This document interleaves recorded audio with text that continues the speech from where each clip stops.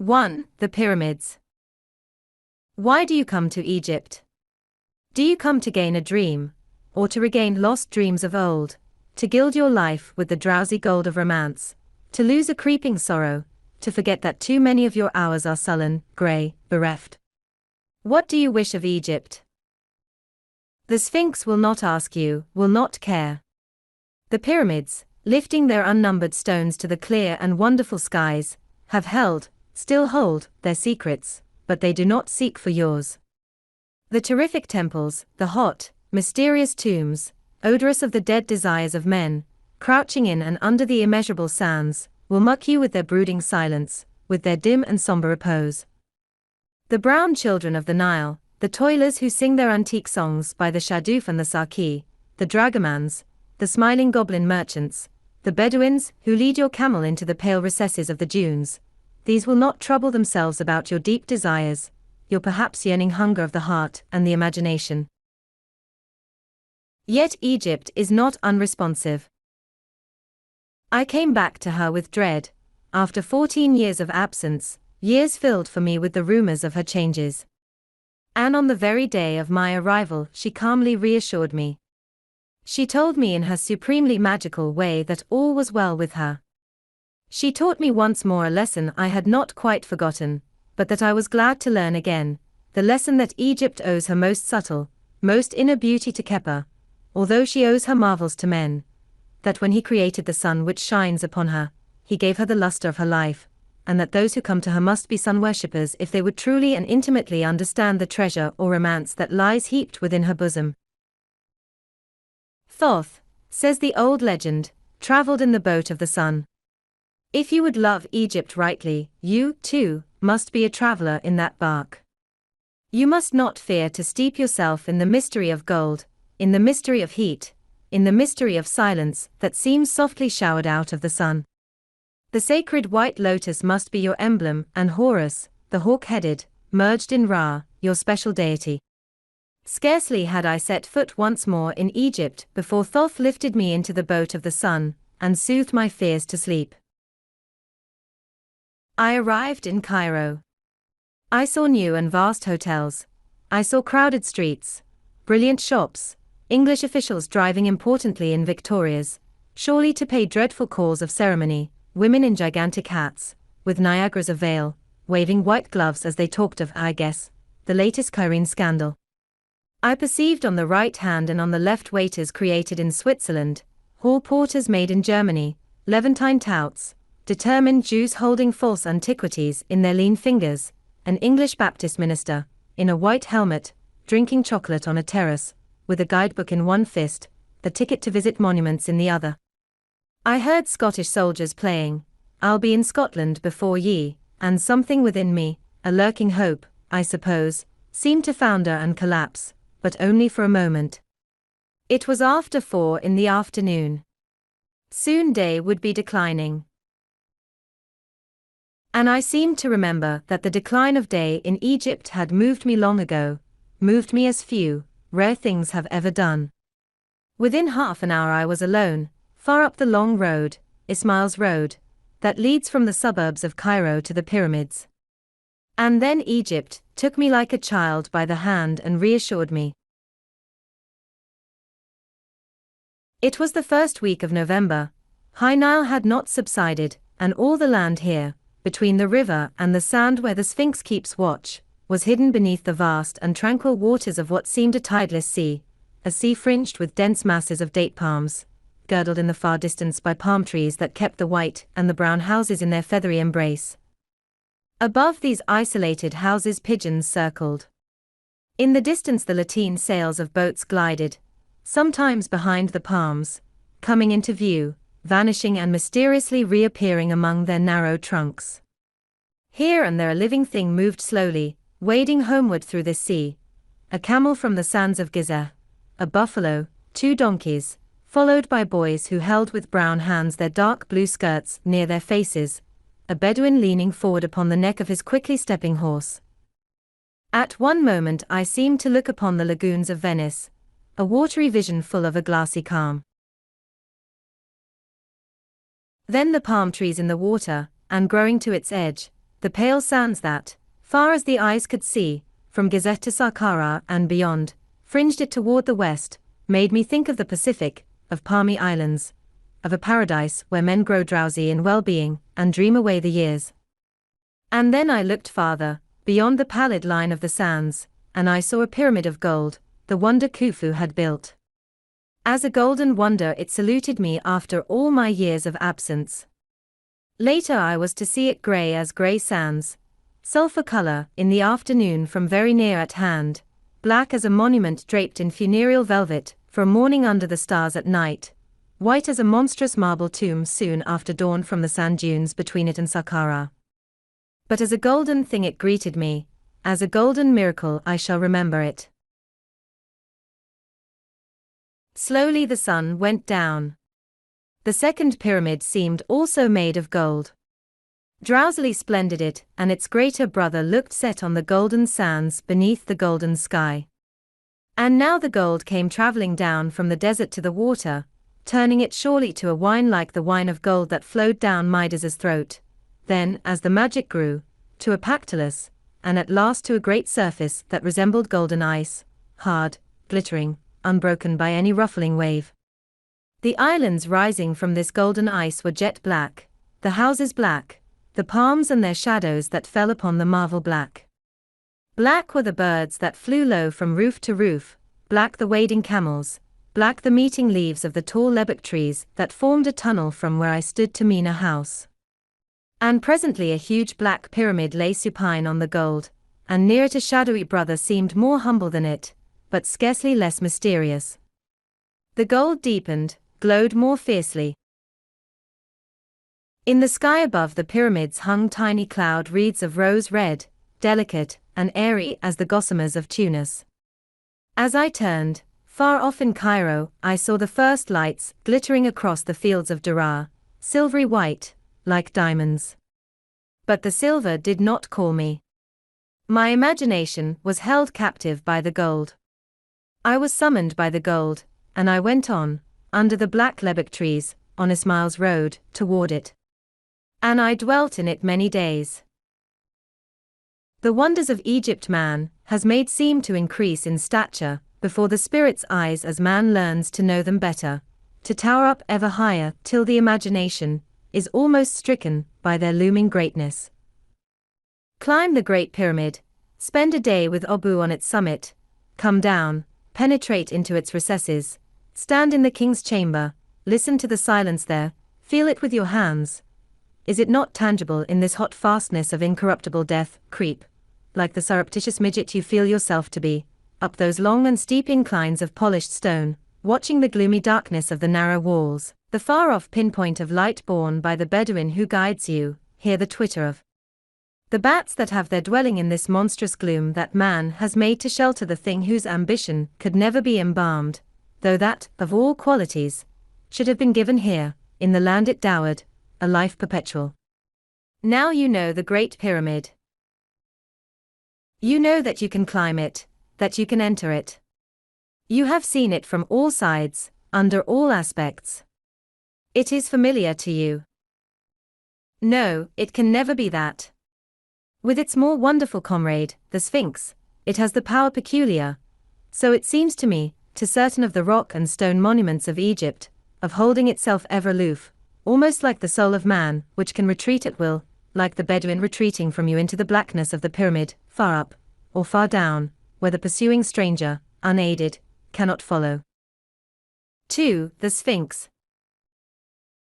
One day at sunset I saw a bird trying to play with the Sphinx, a bird like a swallow, but with a ruddy brown on its breast, a gleam of blue somewhere on its wings. When I came to the edge of the sand basin where perhaps Khufu saw it lying nearly 4,000 years before the birth of Christ, the Sphinx and the bird were quite alone. The bird flew near the Sphinx, whimsically turning this way and that, flying now low, now high, but ever returning to the magnet which drew it, which held it, from which it surely longed to extract some sign of recognition. It twittered, it posed itself in the golden air, with its bright eyes fixed upon those eyes of stone which gazed beyond it, beyond the land of Egypt, beyond the world of men, beyond the center of the sun to the last verges of eternity. And presently it alighted on the head of the Sphinx, then on its ear, then on its breast, and over the breast it tripped jerkily, with tiny, elastic steps, looking upward, its whole body quivering apparently with a desire for comprehension, a desire for some manifestation of friendship. Then suddenly it spread its wings, and, straight as an arrow, it flew away over the sands and the waters toward the Dura fields and Cairo. And the sunset waned, and the afterglow flamed and faded, and the clear, soft African night fell. The pilgrims who day by day visit the Sphinx, like the bird, had gone back to Cairo. They had come, as the bird had come, as those who have conquered Egypt came, as the Greeks came, Alexander of Macedon, and the Ptolemies, as the Romans came, as the Mamelukes, the Turks, the French, the English came. They had come and gone. And that enormous face, with the stains of stormy red still adhering to its cheeks, grew dark as the darkness closed in, turned brown as a fella's face, as the face of that fella who whispered his secret in the Sphinx's ear, but learnt no secret in return, turned black almost as a Nubian's face. The night accentuated its appearance of terrible repose, of superhuman indifference to whatever might befall. In the night I seemed to hear the footsteps of the dead, of all the dead warriors and the steeds they rode, defiling over the sand before the unconquerable thing they perhaps thought that they had conquered. At last the footsteps died away. There was a silence. Then, coming down from the Great Pyramid, surely I heard the light patter of a donkey's feet. They went to the Sphinx and ceased. The silence was profound. And I remembered the legend that Mary, Joseph, and the Holy Child once halted here on their long journey, and that Mary laid the tired Christ between the paws of the Sphinx to sleep. Yet even of the Christ the soul within that body could take no heed at all. It is, I think, one of the most astounding facts in the history of man that a man was able to contain within his mind, to conceive, the conception of the Sphinx. That he could carry it out in the stone is amazing. But how much more amazing it is that before there was the Sphinx he was able to see it with his imagination. One may criticize the Sphinx. One may say impertinent things that are true about it. That seen from behind at a distance its head looks like an enormous mushroom growing in the sand, that its cheeks are swelled inordinately, that its thick-lipped mouth is legal, that from certain places it bears a resemblance to a prize bulldog. All this does not matter at all. What does matter is that into the conception and execution of the Sphinx has been poured a supreme imaginative power. He who created it looked beyond Egypt, beyond the life of man. He grasped the conception of eternity, and realized the nothingness of time, and he rendered it in stone. I can imagine the most determined atheist looking at the Sphinx, and in a flash, not merely believing, but feeling that he had before him proof of the life of the soul beyond the grave, of the life of the soul of Khufu beyond the tomb of his pyramid. Always as you return to the Sphinx you wonder at it more, you adore more strangely its repose, you steep yourself more intimately in the aloof peace that seems to emanate from it as light emanates from the sun. And as you look on it at last perhaps you understand the infinite, you understand where is the bourne to which the finite flows with all its greatness, as the great Nile flows from beyond Victoria Nyanza to the sea. And as the wonder of the Sphinx takes possession of you gradually, so gradually do you learn to feel the majesty of the pyramids of Giza. Unlike the step pyramid of Saqqara, which, even when one is near it, looks like a small mountain, part of the land on which it rests, the pyramids of Giza look what they are, artificial excrescences, invented and carried out by man, expressions of man's greatness. Exquisite as they are as features of the drowsy golden landscape at the setting of the sun, I think they look most wonderful at night, when they are black beneath the stars.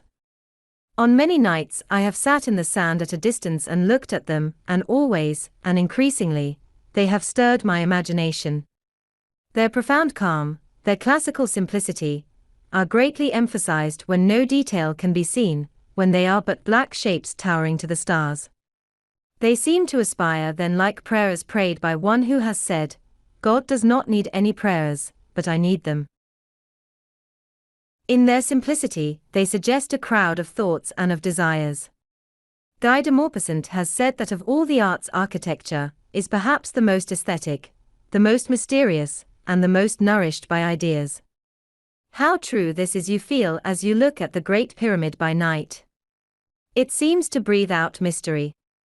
The immense base recalls to you the labyrinth within, the long descent from the tiny slit that gives you entrance, your uncertain steps in its hot, eternal night, your falls on the ice-like surfaces of its polished blocks of stone, the crushing weight that seemed to lie on your heart as you stole uncertainly on, summoned almost as by the desert, your sensation of being forever imprisoned, taken and hidden by a monster from Egypt's wonderful light, as you stood in the central chamber, and realized the stone ocean into whose depths, like some intrepid diver, you had dared deliberately to come.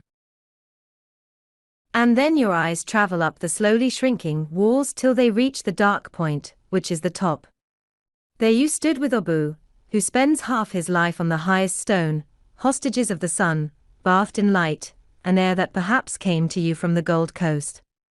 And you saw men and camels like flies, and Cairo like a grey blur, and the Makatam hills almost as a higher ridge of the sands. The mosque of Muhammad Ali was like a cup turned over. Far below slept the dead in that graveyard of the Sphinx, with its pale stones, its sand, its palm, its sycamores of the south, once worshipped and regarded as Atha's living body. And beyond them on one side were the sleeping waters, with islands small, surely, as delicate Egyptian hands, and on the other the great desert that stretches, so the Bedouins say, on and on for a march of 1,000 days. That base and that summit, what suggestion, and what mystery in their contrast. What sober, eternal beauty in the dark line which unites them, now sharply, yet softly, defined against the night, which is purple as the one garment of the feller. That line leads the soul irresistibly from earth to the stars. 3. Saqqara. It was the little Christmas of the Egyptians as I rode to Saqqara. After seeing a wonderful feat, the ascent and descent of the second pyramid in 19 minutes, by a young Bedouin called Muhammad Ali, who very seriously informed me that the only Rumi who had ever reached the top was an American gentleman called Mark Twain, on his first visit to Egypt. On his second visit, Ali said, Mr. Twain had a bad foot, and declared he could not be bothered with the second pyramid. He had been up and down without a guide.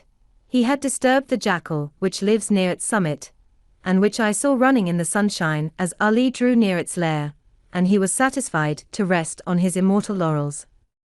To the Bedouins of the pyramids, Mark Twain's worldwide celebrity is owing to one fact alone: he is the only Rumi who has climbed the second pyramid.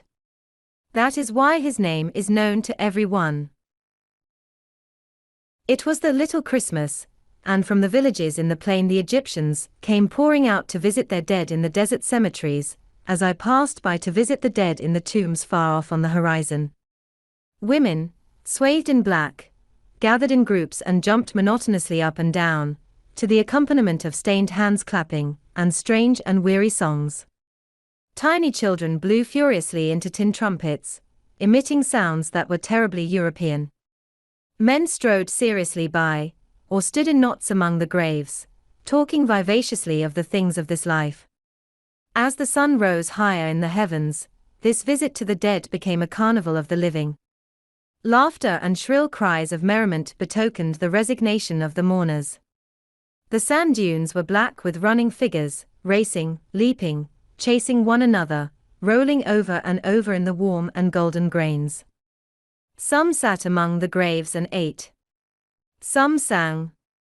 Some danced. I saw no one praying, after the sun was up. The Great Pyramid of Giza was transformed in this morning hour, and gleamed like a marble mountain, or like the hill covered with salt at El Utaya, in Algeria. As we went on it sank down into the sands, until at last I could see only a small section with its top, which looked almost as pointed as a gigantic needle. Obu was there on the hot stones in the golden eye of the sun, Obu who lives to respect his pyramid, and to serve Turkish coffee to those who are determined enough to climb it. Before me the step pyramid rose, brown almost as bronze, out of the sands here desolate and pallid. Soon I was in the house of Mariette, between the little sphinxes. Near Cairo, although the desert is real desert, it does not give, to me, at any rate, the immense impression of naked sterility, of almost brassy, sun-baked fierceness, which often strikes one in the Sahara to the south of Algeria, where at midday one sometimes has a feeling of being lost upon a waste of metal, gleaming, angry, tigerish in color. Here, in Egypt, both the people and the desert seem gentler, safer, more amiable. Yet these tombs of Saqqara are hidden in a desolation of the sands, peculiarly blanched and mournful, and as you wander from tomb to tomb, descending and ascending, stealing through great galleries beneath the sands, creeping through tubes of stone, crouching almost on hands and knees in the sultry chambers of the dead, the awfulness of the passing away of dynasties and of race comes, like a cloud, upon your spirit. But this cloud lifts and floats from you in the cheerful tomb of Thai, that royal counselor, that scribe and confidant, whose life must have been passed in a round of serene activities, amid a sneering, though doubtless admiring, population. Into this tomb of white, vivacious figures, gay almost, though never wholly frivolous, for these men were full of purpose, full of an order that seduces even where it seems grotesque. I took with me a child of 10 called Ali, from the village of Kafaya, and as I looked from him to the walls around us, rather than the passing away of the races, I realized the persistence of type. For everywhere I saw the face of little Ali, with every feature exactly reproduced. Here he was bending over a sacrifice, leading a sacred bull, feeding geese from a cup, roasting a chicken, pulling a boat, carpentering, polishing, conducting a monkey for a walk, or merely sitting bolt upright and sneering. There were lines of little Alis with their hands held to their breasts, their faces in profile, their knees rigid, in the happy tomb of Thai, but he glanced at them and heeding, did not recognize his ancestors. And he did not care to penetrate into the tombs of Mera and Meriraank, into the Serapeum and the Mestaba of Ptah-hotep. Perhaps he was right. The Serapeum is grand in its vastness, with its long and high galleries and its mighty vaults containing the huge granite sarcophagi of the sacred bulls of Apis. Mera, red and white, welcomes you from an elevated niche benignly. Ptah-hotep, priest of the 5th dynasty, receives you, seated at a table that resembles a rake with long, yellow teeth standing on its handle, and drinking stiffly a cup of wine. You see upon the wall nearby, with sympathy, a patient being plied by a naked and evidently an unyielding physician, with medicine from a jar that might have been visited by Morgiana, a musician playing upon an instrument like a huge and stringless harp. But it is the happy tomb of Thai that lingers in your memory. In that tomb one sees proclaimed with a marvelous ingenuity and expressiveness the joy and the activity of life.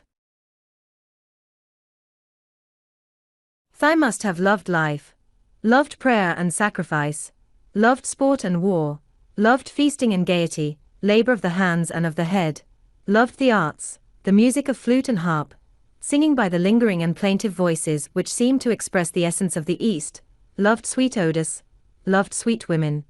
Do we not see him sitting to receive offerings with his wife beside him? Loved the clear nights and the radiant days that in Egypt make glad the heart of man. He must have loved the splendid gift of life, and used it completely. And so little Ali had very right to make his soul obeisance at Thai's delicious tomb, from which death itself seems banished by the soft and embracing radiance of the almost living walls. This delicate cheerfulness, a quite airy gaiety of life, is often combined in Egypt, and most beautifully and happily combined, with tremendous solidity, heavy impressiveness, a hugeness that is well nigh tragic, and it supplies a relief to eye, to mind, to soul, that is sweet and refreshing as the trickle of a tarantella from a reed flute heard under the shadows of a temple of Hercules. Life showers us with contrasts. Art, which gives to us a second and a more withdrawn life, opening to us a door through which we pass to our dreams, may well imitate life in this. 4. Abydos. Through a long and golden noontide, and on into an afternoon whose opulence of warmth and light it seemed could never wane, I sat alone, or wandered gently quite alone, in the temple of Seti I, at Abydos. Here again, I was in a place of the dead. In Egypt one ever seeks the dead in the sunshine, black vaults in the land of the gold. But here in Abydos I was accompanied by whiteness. The general effect of Seti's mighty temple is that it is a white temple when seen in full sunshine, and beneath a sky of blinding blue. In an arid place it stands, just beyond an Egyptian village that is a maze of dust, of children, of animals, and flies. The last blind houses of the village, brown as brown paper, confronted on a mound, and as I came toward it a girl-child swathed in purple with earrings, and a twist of orange handkerchief above her eyes, full of cloud and fire, leaned from a roof, sinuously as a young snake, to watch me. On each side, descending, were white, ruined walls, stretched out like defaced white arms of the temple to receive me. I stood still for a moment and looked at the narrow, severely simple doorway, at the 12 broken columns advanced on either side, white and greyish-white, with their right angles, their once painted figures now almost wholly colourless. Here lay the Osirians, those blessed dead of the land of Egypt, who worshipped the judge of the dead, the lord of the underworld, and who hoped for immortality through him, Osiris, husband of Isis, Osiris, receiver of prayers. Osiris the sun, who will not be conquered by night, but eternally rises again, and so is the symbol of the resurrection of the soul. It is said that Set, the power of evil, tore the body of Osiris into 14 fragments, and scattered them over the land. But multitudes of worshippers of Osiris believed him buried near Abydos, and like those who loved the sweet songs of Hafiz, they desired to be buried near him whom they adored, and so this place became a place of the dead, a place of many prayers, a white place of many longings. I was glad to be alone there. The guardian left me in perfect peace. I happily forgot him. I sat down in the shadow of a column upon its mighty projecting base. The sky was blinding blue. Great bees hummed, like bourdons, through the silence, deepening the almost heavy calm. These columns, architraves, doorways, how mighty, how grandly strong they were.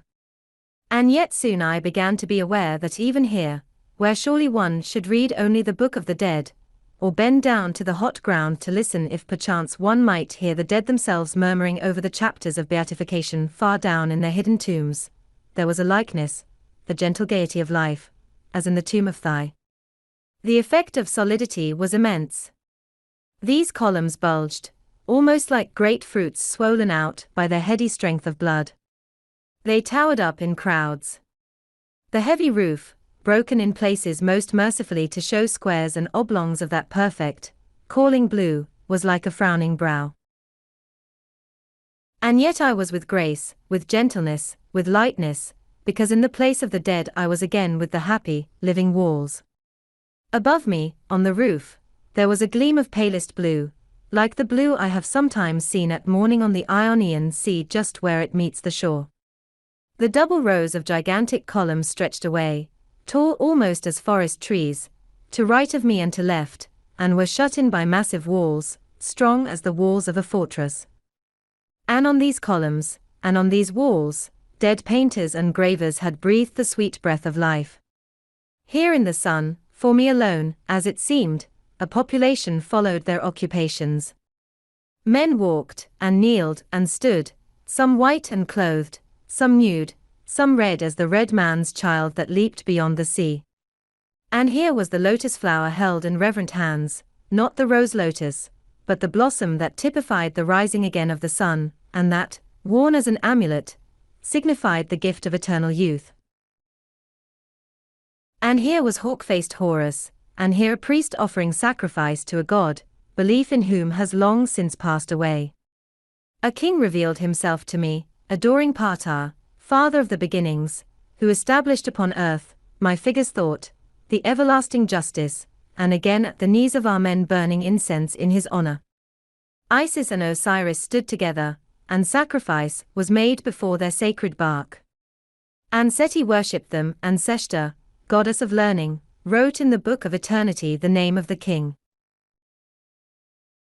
The great bees hummed, moving slowly in the golden air among the mighty columns, passing slowly among these records of lives long over, but which seemed still to be. And I looked at the lotus flowers, which the little grotesque hands were holding, had been holding for how many years, the flowers that typified the rising again of the sun and the divine gift of eternal youth.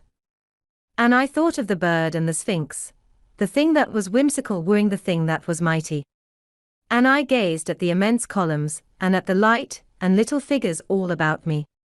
Bird and sphinx, delicate whimsicality, calm and terrific power. In Egypt the dead men have combined them, and the combination has an irresistible fascination, weaves a spell that entrances you in the sunshine, and beneath the blinding blue. At Abydos I knew it.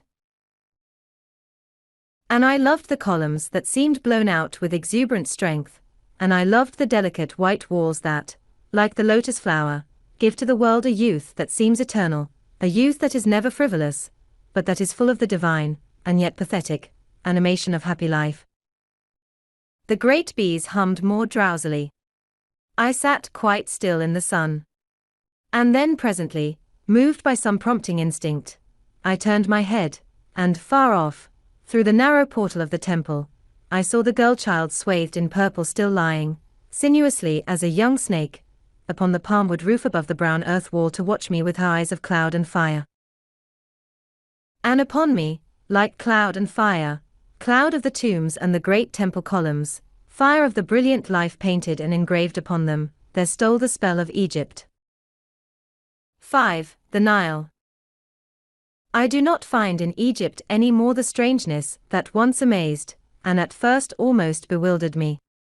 Stranger by far is Morocco, stranger the country beyond Biskra, near Mogar, round Touggourt, even about El Kantara. There I feel very far away, as a child feels distance from dear, familiar things. I look to the horizon expectant of I know not what magical occurrences, what mysteries. I am aware of the summons to advance to marvelous lands, where marvelous things must happen. I am taken by that sensation of almost trembling magic, which came to me when first I saw a mirage far out in the Sahara. But Egypt, though it contains so many marvels, has no longer for me the marvelous atmosphere. Its keynote is seductiveness. In Egypt one feels very safe. Smiling policemen in clothes of spotless white, emblematic, surely, of their innocence, seem to be everywhere, standing calmly in the sun. Very gentle, very tender, although perhaps not very true, are the Bedouins at the pyramids. Up the Nile the fellaheen smile as kindly as the policemen, smile protectingly upon you, as if they would say, Allah has placed us here to take care of the confiding stranger. No ferocious demands for money fall upon my ears.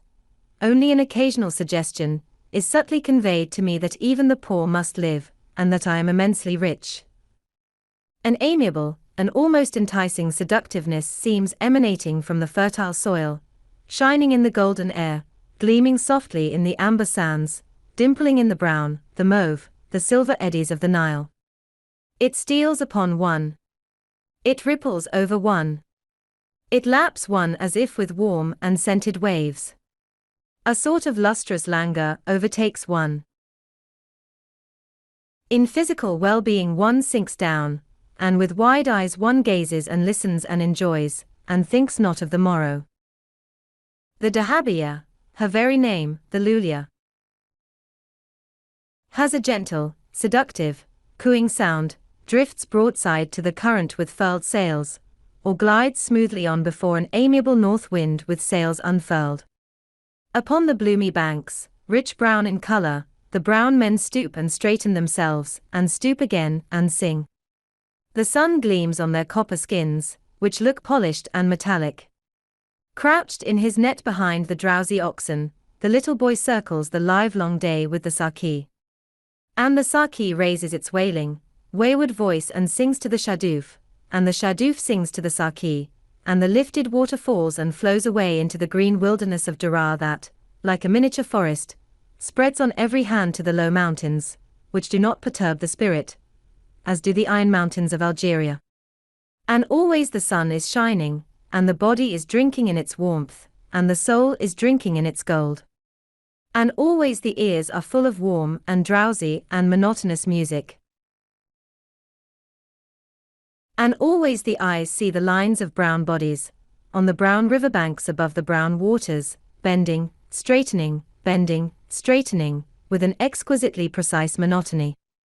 And always the Lulia seems to be drifting, so quietly she slips up, or down, the level waterway. And one drifts, too, one can but drift, happily, sleepily, forgetting every care. From Abydos to Dendera one drifts, and from Dendera to Karnak, to Luxor, to all the marvels on the western shore, and on to Edfu, to Com Ombus, to Aswan, and perhaps even into Nubia, to Abu Simbel, and to Wadi Halfa. Life on the Nile is a long dream, golden and sweet as honey of Hymettus. For I let the divine serpent, who at Philly may be seen issuing from her charmed cavern, take me very quietly to see the abodes of the dead, the halls of the vanished, upon her green and sterile shores. I know nothing of the bustling, shrieking steamer that defies her, churning into angry waves her waters for the edification of those who would do Egypt and be gone before they know her. If you are in a hurry, do not come to Egypt. To hurry in Egypt is as wrong as to fall asleep in Wall Street, or to sit in the Greek theatre at Taormina, reading How to Make a Fortune with a capital of £50. 6. Dendera. From Abydos, home of the cult of Osiris, judge of the dead, I came to Dendera, the great temple of the Lady of the Underworld, as the goddess Atha was sometimes called, though she was usually worshipped as the Egyptian Aphrodite, goddess of joy, goddess of love and loveliness. It was early morning when I went ashore. The sun was above the eastern hills, and a boy, clad in a rope of plaited grass, sent me half shyly the greeting, "May your day be happy." Youth is, perhaps, the most divine of all the gifts of the gods, as those who wore the lotus blossom amulet believed thousands of years ago, and Dendera, appropriately, is a very young Egyptian temple, probably, indeed, the youngest of all the temples on the Nile. Its youthfulness, it is only about 2,000 years of age, identifies it happily with the happiness and beauty of its presiding deity, and as I rode toward it on the canal bank in the young freshness of the morning, I thought of the goddess Safek and of the sacred Persea tree. When Safek inscribed upon a leaf of the Persea tree the name of king or conqueror, he gained everlasting life. Was it the life of youth? An everlasting life of middle age might be a doubtful benefit. And then mentally I added, unless one lived in Egypt. For here the years drop from one, and every golden hour brings to one surely another drop of the wondrous essence that sets time at defiance and charms sad thoughts away. Unlike white Abydos, white Dendera stands apart from habitations, in a still solitude upon a blackened mound. From far off I saw the facade, large, bare, and sober, rising, in a nakedness as complete as that of Aphrodite rising from the wave, out of the plain of brown, alluvial soil that was broken here and there by a sharp green of growing things. There was something of sadness in the scene, and again I thought of Atha as the Lady of the Underworld, some deep-eyed being, with a pale brow, hair like the night, and yearning, wistful hands stretched out in supplication. There was a hush upon this place. The loud and vehement cry of the Shadoof man died away. The Saki droned in my ears no more like distant Sicilian pipes playing at Notale. I felt a breath from the desert. And indeed, the desert was near, that realistic desert which suggests to the traveler approaches to the sea, so that beyond each pallid dune, as he draws near it, he half expects to hear the lapping of the waves. Presently, when, having ascended that marvelous staircase of the new year, walking in procession with the priests upon its walls toward the rays of Ra, I came out upon the temple roof, and looked upon the desert, upon sheeny sands, almost like slopes of satin shining in the sun, upon paler sands in the distance, holding an Arab. Campo Santo, in which rose the little creamy cupolas of a sheikh's tomb, surrounded by a creamy wall, Those little cupolas gave to me a feeling of the real, the irresistible Africa, such as I had not known since I had been in Egypt. And I thought I heard in the distance the ceaseless hum of praying and praising voices. God hath rewarded the faithful with gardens through which flow rivulets. They shall be forever therein, and that is the reward of the virtuous. The sensation of solemnity, which overtook me as I approached the temple, deepened when I drew close to it, when I stood within it. In the first hall, mighty, magnificent, full of enormous columns from which faces of Atha once looked to the 4 points of the compass, I found only one face almost complete, saved from the fury of fanatics by the protection of the goddess of chance, in whom the modern Egyptian so implicitly believes. In shape it was a delicate oval. In the long eyes, about the brow, the cheeks, there was a strained expression that suggested to me more than a gravity, almost an anguish of spirit. As I looked at it, I thought of Eleanora Duse. Was this the ideal of joy in the time of the Ptolemies? Joy may be rapturous, or it may be serene, but could it ever be like this? The pale, delicious blue that here and there, in tiny sections, broke the almost haggard, greyish whiteness of this first hall with the roof of black, like bits of an evening sky seen through tiny window slits in a somber room, suggested joy, was joy summed up in colour. But Atha's face was weariful and sad. From the gloom of the inner halls came a sound, loud, angry, menacing, as I walked on, a sound of menace and an odour, heavy and deathlike. Only in the first hall had those builders and decorators of 2,000 years ago been moved by their conception of the goddess to hail her, to worship her, with the purity of white, with the sweet gaiety of turquoise. Or so it seems today, when the passion of Christianity against Atha has spent itself and died. Now Christians come to seek what Christian Copts destroyed, wander through the deserted courts, desirous of looking upon the faces that have long since been hacked to pieces. A more benign spirit informs our world, but, alas, Atha has been sacrificed to deviltries of old. And it is well, perhaps, that her temple should be sad, like a place of silent waiting for the glories that are gone. With every step my melancholy grew. Encompassed by gloomy odours, assailed by the clamour of gigantic bats, which flew furiously among the monstrous pillars near a roof ominous as a storm cloud, my spirit was haunted by the sad eyes of Atha, which gaze forever from that column in the first hall. Were they always like that? Once that face dwelt with a crowd of worship. And all the other faces have gone, and all the glory has passed. And, like so many of the living, the goddess has paid for her splendors. The pendulum swung, and where men adored, men hated her, the goddess of love and loveliness. And as the human face changes when terror and sorrow come, I felt as if Atha's face of stone had changed upon its column, looking toward the Nile, in obedience to the anguish in her heart. I felt as if Dendera were a majestic house of grief. So I must always think of it, dark, tragic, and superb. The Egyptians once believed that when death came to a man, the soul of him, which they called the Ba, winged its way to the gods, but that, moved by a sweet unselfishness, it returned sometimes to his tomb, to give comfort to the poor, deserted mummy. Upon the lids of sarcophagi it is sometimes represented as a bird, flying down to, or resting upon, the mummy.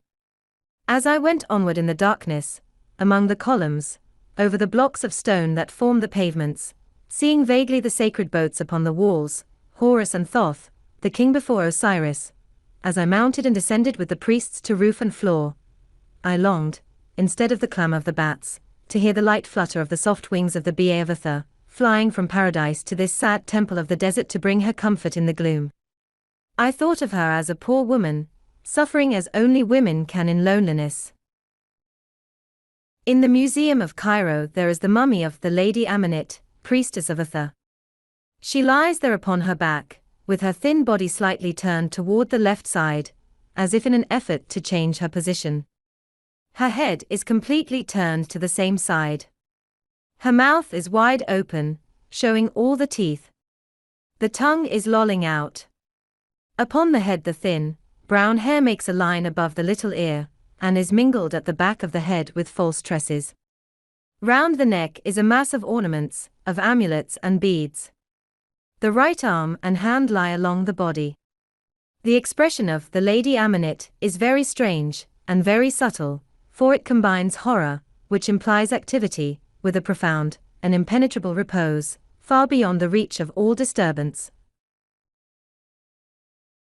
In the temple of Dendera I fancied the Lady Amenet ministering sadly, even terribly, to a lonely goddess, moving in fear through an eternal gloom, dying at last there, overwhelmed by tasks too heavy for that tiny body, the ultra-sensitive spirit that inhabited it. And now she sleeps, one feels that, as one gazes at the mummy, very profoundly, though not yet very calmly, the Lady Amenet. But her goddess, still she wakes upon her column. When I came out at last into the sunlight of the growing day, I circled the temple, skirting its gigantic, corniced walls, from which at intervals the heads and paws of resting lions protrude, to see another woman whose fame for loveliness and seduction is almost as legendary as Aphrodite's. It is fitting enough that Cleopatra's form should be graven upon the temple of Athor, fitting, also, that though I found her in the presence of deities, and in the company of her son, see Zion, her face, which is in profile, should have nothing of Athor's sad impressiveness. This, no doubt, is not the real Cleopatra. Nevertheless, this face suggests a certain self-complacent cruelty and sensuality essentially human, and utterly detached from all divinity, whereas in the face of the goddess, there is a something remote, and even distantly intellectual, which calls the imagination to the fields beyond. As I rode back toward the river, I saw again the boy clad in the robe of plaited grass, and again he said, less shyly, "May your day be happy." It was a kindly wish. In the dawn, I had felt it to be almost a prophecy. But now I was haunted by the face of the goddess of Dendera, and I remembered the legend of the lovely Lais, who, when she began to age, covered herself from the eyes of men with a veil, and went every day, at evening to look upon her statue, in which the genius of Praxiteles had rendered permanent the beauty the woman could not keep. One evening, hanging to the statue's pedestal by a garland of red roses, the sculptor found a mirror, upon the polished disc of which were traced these words. Lais, O goddess, consecrates to thee her mirror, no longer able to see there what she was, she will not see there what she has become. Myatha of Dendera, the sad-eyed dweller on the column in the first hall, had she a mirror, would surely hang it, as Lais hung hers, at the foot of the pedestal of the Egyptian Aphrodite. Had she a veil, would surely cover the face that, solitary among the cruel evidences of Christian ferocity, silently says to the gloomy courts, to the shining desert and the Nile. Once I was worshipped, but I am worshipped no longer. 7. Karnak. Buildings have personalities. Some fascinate as beautiful women fascinate. Some charm as a child may charm, naively, simply, but irresistibly. Some, like conquerors, men of blood and iron, without bowels of mercy, pitiless and determined, strike awe to the soul, mingled with the almost gasping admiration that power wakes in man. Some bring a sense of heavenly peace to the heart. Some, like certain temples of the Greeks, by their immense dignity, speak to the nature almost as music speaks, and change anxiety to trust. Some tug at the hidden chords of romance and rouse a trembling response. Some seem to be mingling their tears with the tears of the dead, some their laughter with the laughter of the living. The traveler, sailing up the Nile, holds intercourse with many of these different personalities. He is sad, perhaps, as I was with Dendera, dreams in the sun with Abydos, muses with Luxor beneath the little tapering minaret, whence the call to prayer drops down to be answered by the Angelus bell, falls into a reverie in the thinking place of Ramses II, near to the giant that was once the mightiest of all Egyptian statues, eagerly wakes to the fascination of record at Deir el-Bahari, worships in Edfu, by Philly is carried into a realm of delicate magic, where engineers are not. Each prompts him to a different mood, each wakes in his nature a different response. And at Karnak what is he? What mood enfolds him there? Is he sad, thoughtful, awed, or gay? An old lady in a helmet, and other things considered no doubt by her as suited to Egypt rather than to herself, remarked in my hearing, with a Scotch accent and an air of summing up, that Karnak was very nice indeed. There she was wrong, Scotch and wrong. Karnak is not nice. No temple that I have seen upon the banks of the Nile is nice. And Karnak cannot be summed up in a phrase or in many phrases, cannot even be adequately described in few or many words. Long ago I saw it lighted up with colored fires one night for the Khedive, its ravaged magnificence tinted with rose and livid green and blue, its pylons glittering with artificial gold, its population of statues, its obelisks and columns, changing from things of dreams to things of day, from twilight marvels to shadowy specters, and from these to hard and piercing realities at the cruel will of pygmies crouching by its walls. Now, after many years, I saw it first quietly by moonlight, after watching the sunset from the summit of the great pylon. That was a pageant worth more than the Khedive's. I was in the air, had something of the released feeling I have often known upon the Tower of Biskra, looking out toward evening to the Sahara spaces. But here I was not confronted with an immensity of nature, but with a gleaming river and an immensity of man. Beneath me was the native village, in the heart of daylight, dusty and unkempt, but now becoming charged with velvety beauty, with the soft and heavy mystery that at evening is born among great palm trees. Along the path that led from it, coming toward the avenue of sphinxes with ram's heads that watch forever before the temple door, a great white camel stepped, its rider a tiny child with a close, white cap upon his head. The child was singing to the glory of the sunset. Or was it to the glory of Amun, the hidden one, once the local god of Thebes, to whom the grandest temple in the world was dedicated? I listened to the childish, quavering voice, twittering almost like a bird, and one word alone came up to me, the word one hears in Egypt from all the lips that speak and sing, from the Nubians round their fires at night, from the little boatmen of the lower reaches of the Nile, from the Bedouins of the desert, and the donkey boys of the villages, from the sheikh who reads one's future in water spilt on a plate, and the bisharin with buttered curls who runs to sell one beads from his tent among the sand dunes. Allah, the child was singing as he passed upon his way. Pigeons circled above their pretty towers. The bats came out, as if they knew how precious is their black at evening against the ethereal lemon color, the orange and the red. The little obelisk beyond the last sphinx on the left began to change, as in Egypt all things change at sunset, pylon and dusty bush, colossus and baked earth hovel, sycamore and tamarisk, statue and trotting donkey. It looked like a mysterious finger pointed in warning toward the sky. The Nile began to gleam. Upon it steel and silver torches of amber flame were lighted. The Libyan mountains became spectral beyond the tombs of the kings. The tiny, rough cupolas that mark a grave close to the sphinxes, in daytime dingy and poor, now seemed made of some splendid material worthy to roof the mummy of a king. Far off a pool of the Nile, that from here looked like a little palm-fringed lake, turned ruby-red. The flags from the standard of Luxor, among the minarets, flew out straight against a sky that was pale as a primrose, almost cold in its amazing delicacy. I turned, and behind me the moon was risen. Already its silver rays fell upon the ruins of Karnak, upon the thickets of lotus columns, upon solitary gateways that now give entrance to no courts, upon the sacred lake, with its reeds, where the black waterfowl were asleep, upon sloping walls, shored up by enormous stanchions, like ribs of some prehistoric leviathan, upon small chambers, upon fallen blocks of masonry, fragments of architrave and pavement, of capital and cornice, and upon the people of Karnak, those fascinating people who still cling to their habitation in the ruins, faithful through misfortune, affectionate with a steadfastness that defies the cruelty of time, upon the little, lonely white sphinx with the woman's face and the downward sloping eyes full of sleepy seduction, upon Ramses II,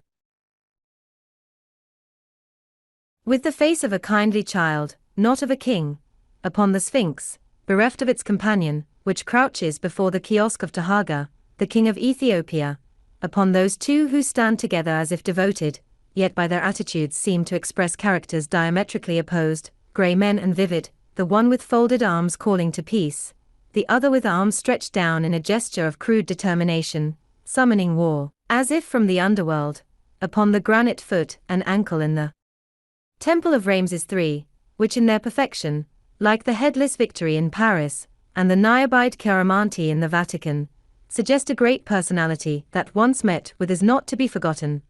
Upon these and their companions, who would not forsake the halls and courts where once they dwelt with splendor, where now they dwell with ruin that attracts the gaping world. The moon was risen, but the west was still full of color and light. It faded. There was a pause. Only a bar of dull red, holding a hint of brown, by where the sun had sunk. And minutes passed, minutes for me full of silent expectation, while the moonlight grew a little stronger, a few more silver rays slipped down upon the ruins.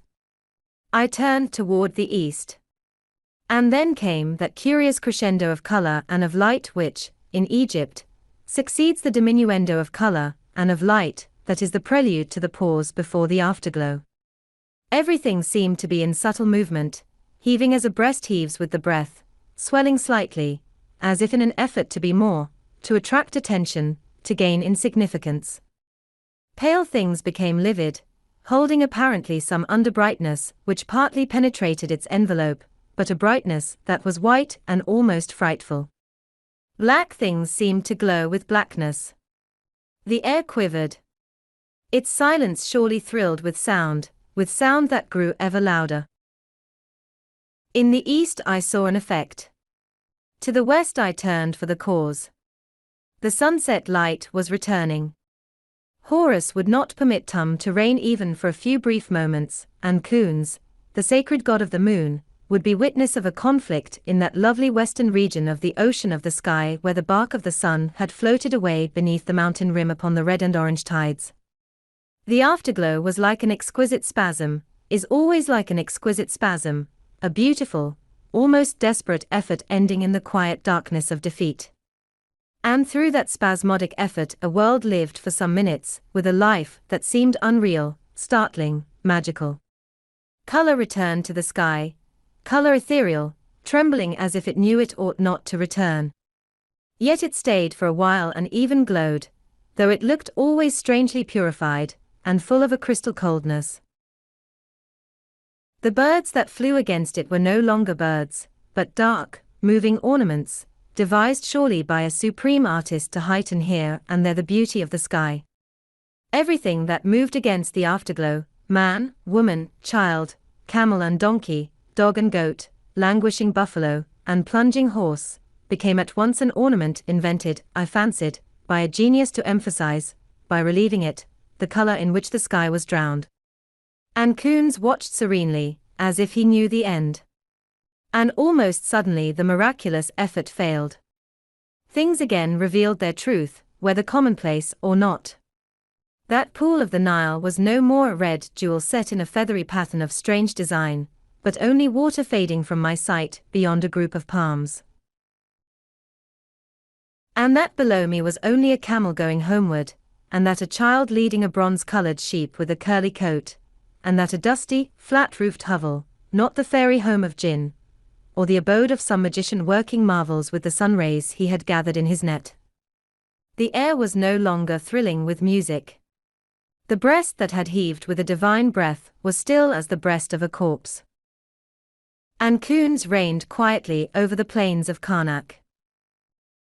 Karnak has no distinctive personality. Built under many kings, its ruins are as complex as were probably once its completed temples, with their shrines, their towers, their courts, their hypostyle halls. As I looked down that evening in the moonlight I saw, softened and made more touching than in daytime, those alluring complexities, brought by the night and Kuns into a unity that was both tender and superb.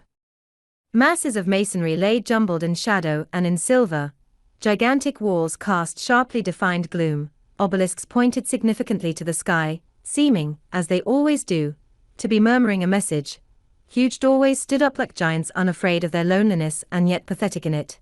Here was a watching statue, there one that seemed to sleep, seen from afar. Yonder Queen Hatshepsut, who wrought wonders at Deir el-Bahari, and who is more familiar perhaps as Hattusu, had left their traces, and nearer, to the right, Ramses III had made a temple, surely for the birds, so fond they are of it, so pertinaciously they haunt it. Ramses II, mutilated and immense, stood on guard before the terrific hall of Seti I, and between him and my platform in the air rose the solitary lotus column that prepares you for the wonder of Seti's hall, which otherwise might almost overwhelm you, unless you are a Scotch lady in a helmet. And Khun's had his temple here by the Sphinx of the 12th Ramses and Ptah, who created the sun egg and the moon egg, and who was said, only said, alas, to have established on earth that everlasting justice, had his and still their stones receive the silver moon rays and wake the wonder of men. Thothmes III, Thothmes I, Shishak, who smote the kneeling prisoners and vanquished Jeroboam, Medamut and Mut, Amenhotep I, and Amenhotep II. All have left their records, or been celebrated at Karnak. Purposely I mingled them in my mind, did not attempt to put them in their proper order, or even to disentangle gods and goddesses from conquerors and kings. In the warm and seductive night Khun's whispered to me, as long ago at Bekton I exorcised the demon from the suffering princess, so now I exorcise from these ruins all spirits, but my own. Tonight these ruins shall suggest nothing but majesty, tranquility, and beauty. Their records are for Ra, and must be studied by his rays. In mine they shall speak not to the intellectual, but only to the emotions and the soul. And presently I went down, and yielding a complete and happy obedience to Khun's, I wandered along through the stupendous vestiges of past eras, dead ambitions, vanished glory, and long outworn belief, and I ignored eras, ambitions, glory, and belief, and thought only of form and height, of the miracle of blackness against silver, and of the pathos of statues whose ever-open eyes at night, when one is near them, suggest the working of some evil spell, perpetual watchfulness, combined with eternal inactivity, the unslumbering mind caged in the body that is paralyzed. There is a temple at Karnak that I love, and I scarcely know why I care for it so much. It is on the right of the solitary lotus column, before you come to the terrific hall of Seti. Some people pass it by, having but little time, and being hypnotized, it seems, by the more astounding ruin that lies beyond it. And perhaps it would be well, on a first visit, to enter it last, to let its influence be the final one to rest upon your spirit. This is the temple of Ramses III, a brown place of calm and retirement, an ineffable place of peace.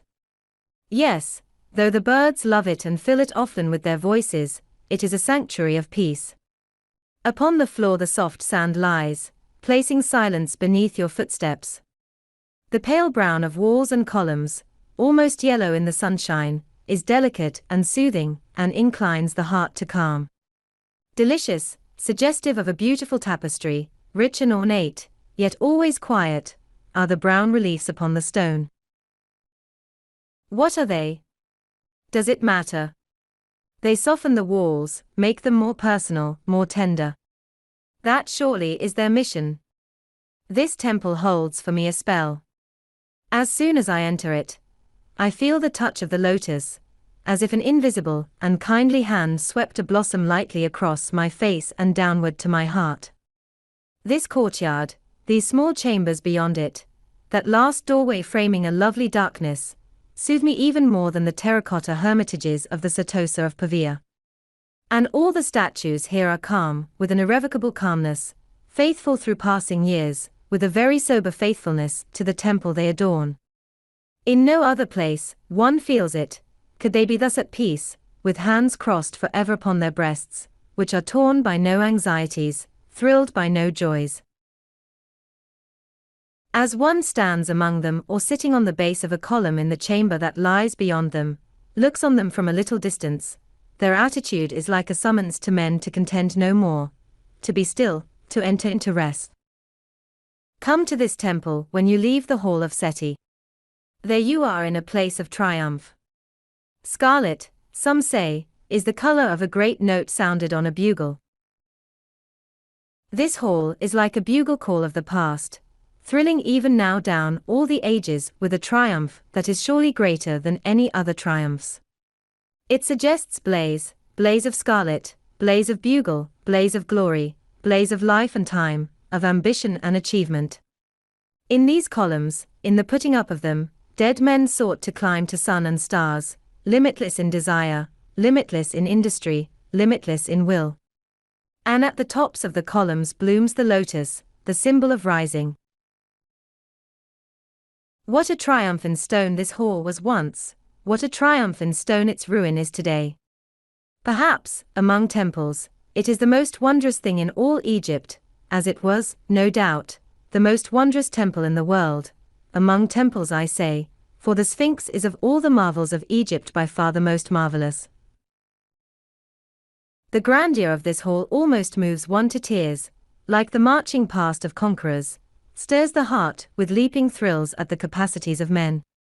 Through the thicket of columns, tall as forest trees, the intense blue of the African sky stares down, and their great shadows lie along the warm and sunlit ground. Listen. There are voices chanting. Men are working here, working as men worked how many thousands of years ago. But these are calling upon the Mohammedans' God, as they slowly drag to the appointed places the mighty blocks of stone. And it is today a Frenchman who oversees them. Help! Help! Allah give us help! Help! Help! Allah give us help! The dust flies up about their naked feet. Triumph and work, work succeeded by the triumph all can see. I like to hear the workmen's voices within the hall of Seti. I like to see the dust stirred by their tramping feet. And then I like to go once more to the little temple, to enter through its defaced gateway, to stand alone in its silence between the rows of statues with their arms folded upon their quiet breasts, to gaze into the tender darkness beyond, the darkness that looks consecrated, to feel that peace is more wonderful than triumph, that the end of things is peace. Triumph and deathless peace, the bugle call and silence, these are the notes of Karnak.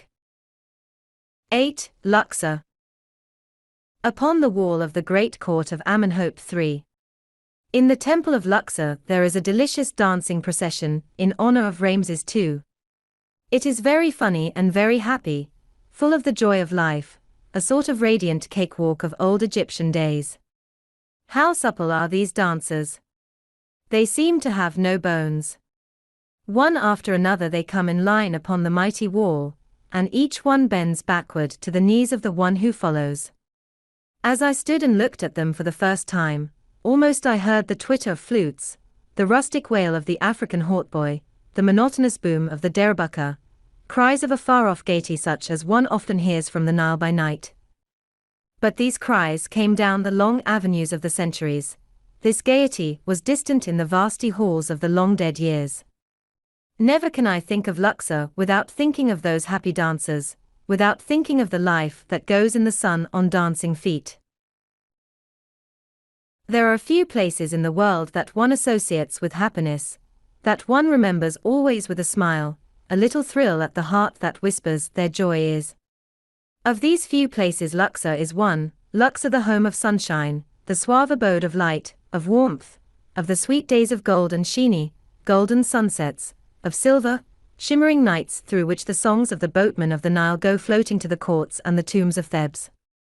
The roses bloom in Luxor under the mighty palms. Always surely beneath the palms there are the roses.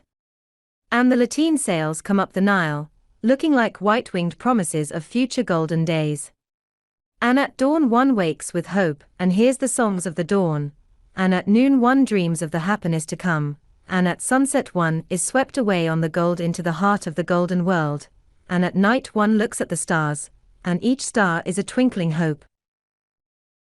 Soft are the airs of Luxor, there is no harshness in the wind that stirs the leaves of the palms. And the land is steeped in light. From Luxor one goes with regret.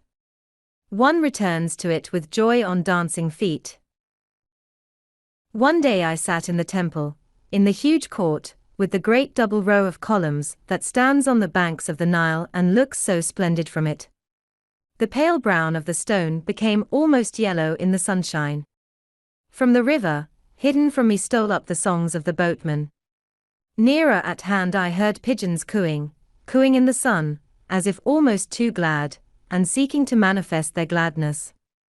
Behind me, through the columns, peeped some houses of the village, the white home of Ibrahim Ayad, the perfect dragoman, grandson of Mustafa Aga, who entertained me years ago, and whose house stood actually within the precincts of the temple, houses of other fortunate dwellers in Luxor whose names I do not know.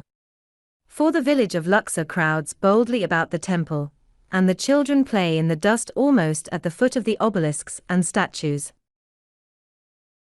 High on a brown hump of earth a buffalo stood alone, languishing serenely in the sun, gazing at me through the columns with light eyes that were full of a sort of folly of contentment. Some goats tripped by, brown against the brown stone, the dark brown earth of the native houses. Intimate life was here, striking the note of coziness of Luxor. Here was none of the sadness and the majesty of Dendera. Grand are the ruins of Luxor, noble is the line of columns that boldly fronts the Nile, but time has given them naked to the air and to the sun, to children and to animals. Instead of bats, the pigeons fly about them. There is no dreadful darkness in their sanctuaries. Before them the life of the river, behind them the life of the village flows and stirs. Upon them looks down the minaret of Abu Haggag, and as I sat in the sunshine, the warmth of which began to lessen, I saw upon its lofty circular balcony the figure of the muezzin. He leaned over, bending toward the temple and the statues of Ramses II, and the happy dancers on the wall. He opened his lips and cried to them, "God is great. God is great. I bear witness that there is no God but God. I bear witness that Muhammad is the apostle of God. Come to prayer. Come to prayer. God is great. God is great. There is no God but God." He circled round the minaret. He cried to the Nile. He cried to the colossi sitting in their plain, and to the yellow precipices of the mountains of Libya. He cried to Egypt, "Come to prayer. Come to prayer. There is no God but God. There is no God but God." The days of the gods were dead, and their ruined temple echoed with the proclamation of the one God of the Muslim world. Come to prayer. Come to prayer. The sun began to sink. Sunset, an evening star, and one clear call for me. The voice of the muezzin died away. There was a silence, and then, as if in answer to the cry from the minaret, I heard the chime of the Angelus bell from the Catholic Church of Luxor. Twilight, an evening bell, and after that the dark. I sat very still. The light was fading, all the yellow was fading, too, from the columns and the temple walls. I stayed till it was dark, and with the dark the old gods seemed to resume their interrupted sway. And surely they, too, called to prayer. For do not these ruins of old Egypt, like the muezzin upon the minaret, like the Angelus bell in the church tower, call one to prayer in the night? So wonderful are they under stars and moon that they stir the fleshly and the worldly desires that lie like drifted leaves about the reverence and the aspiration that are the hidden core of the heart. And it is released from its burden, and it awakes and prays. Amun-Ra, Mut, and Kunz, the king of the gods, his wife, mother of gods, and the moon god, were the band triad to whom the holy buildings of Thebes on the two banks of the Nile were dedicated, and this temple of Luxor, the house of Amun in the southern Apt, was built 1500 years before Christ by Amenhotep III. Ramses II, that vehement builder, added to it immensely. One walks among his traces when one walks in Luxor. And here, as at Dendera, Christians have let loose the fury that should have had no place in their religion. Churches for their worship they made in different parts of the temple, and when they were not praying, They broke in pieces statues, defaced bas-reliefs, and smashed up shrines with a vigor quite as great as that displayed in preservation by Christians of today. Now time has called a truce. Safe are the statues that are left. And day by day 2 great religions, almost as if in happy brotherly love, send forth their summons by the temple walls. And just beyond those walls, upon the hill, there is a Coptic church. Peace reigns in happy Luxor. The lion lies down with the lamb, and the child, if it will, may harmlessly put its hand into the cockatrice's den. Perhaps because it is so surrounded, so haunted by life and familiar things, because the pigeons fly about it, the buffalo stares into it, the goats stir up the dust beside its columns, the twittering voices of women make a music near its courts, many people pay little heed to this great temple, gain but a small impression from it. It decorates the bank of the Nile. You can see it from the dahabiyes. For many that is enough. Yet the temple is a noble one, and, for me, it gains a definite attraction, all its own from the busy life about it, the cheerful hum and stir. And if you want fully to realize its dignity, you can always visit it by night. Then the cries from the village are hushed. The houses show no lights. Only the voices from the Nile steal up to the obelisk of Ramses, to the pylon from which the flags of Thebes once flew on festal days, to the shrine of Alexander the Great, with its vultures, and its stars, and to the red granite statues of Ramses and his wives. These last are as expressive as and of course more definite than my dancers. They are full of character. They seem to breathe out the essence of a vanished domesticity. Colossal are the statues of the king, solid, powerful, and tremendous, boldly facing the world with the calm of one who was thought, and possibly thought himself, to be not much less than a deity. And upon each pedestal, shrinking delicately back, was once a little wife. Some little wives are left. They are delicious in their modesty. Each stands away from the king, shyly, respectfully. Each is so small as to be below his downstretched arm. Each, with a surely furtive gesture, reaches out her right hand, and attains the swelling calf of her noble husband's leg. Plump are their little faces, but not bad-looking. One cannot pity the king. Nor does one pity them. For these were not les disenchantees, the restless, sad-hearted women of an Eastern world that knows too much. Their longings surely cannot have been very great. Their world was probably bounded by the calf of Ramses's leg. That was the far horizon of the little plump-faced wives. The happy dancers and the humble wives, they always come before me with the temple of Luxor, joy and discretion side by side. And with them, to my ears, the 2 voices seem to come, muezzin and angelus bell, mingling not in war, but peace. When I think of this temple, I think of its joy and peace far less than of its majesty. And yet it is majestic. Look at it, as I have often done, toward sunset from the western bank of the Nile, or climb the mound beyond its northern end, where stands the grand entrance, and you realize at once its nobility and solemn splendor. From the Lullia's deck it was a procession of great columns, that was all.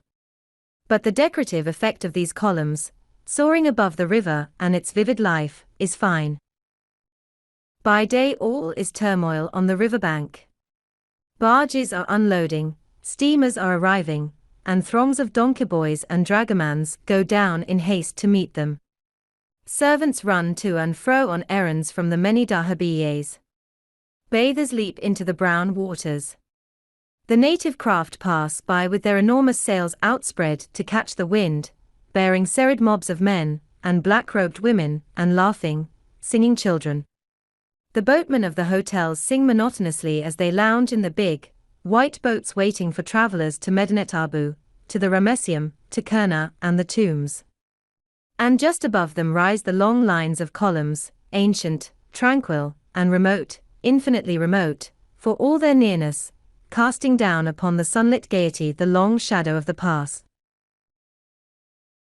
From the edge of the mound where stands the native village the effect of the temple is much less decorative, but its detailed grandeur can be better grasped from there, for from there one sees the great towers of the Propylon, 2 rows of mighty columns, the red granite obelisk of Ramses the Great, and the black granite statues of the king. On the right of the entrance a giant stands, on the left one is seated, and a little farther away a third emerges from the ground, which reaches to its mighty breast. And there the children play perpetually. And there the Egyptians sing their serenades, making the pipes wail and striking the derabuka, and there the women gossip and twitter like the birds. And the buffalo comes to take his sunbath, and the goats and the curly, brown sheep pass in sprightly and calm processions. The obelisk there, like its brother in Paris, presides over a cheerfulness of life, but it is a life that seems akin to it, not alien from it. And the king watches the simplicity of this keen existence of Egypt of today far up the Nile with a calm that one does not fear may be broken by unsympathetic outrage, or by any vision of too perpetual foreign life. For the tourists each year are but an episode in Upper Egypt. Still the Shadoof man sings his ancient song, violent and pathetic, bold as the burning sun rays. Still the fellahin plough with the camel yoked with the ox. Still the women are covered with protective amulets, and hold their black draperies in their mouths. The intimate life of the Nile remains the same. And that life obelisk and king have known for how many, many years. And so I love to think of this intimacy of life about the temple of the happy dancers, and the humble little wives, and it seems to me to strike the keynote of the golden coziness of Luxor. 9. Colossi of Memnon. Nevertheless, sometimes one likes to escape from the thing one loves, and there are hours when the gay voices of Luxor fatigue the ears, when one desires a great calm.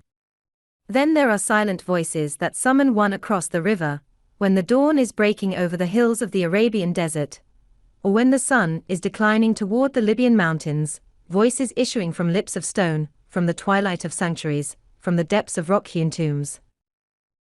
The peace of the plain of Thebes in the early morning is very rare, and very exquisite.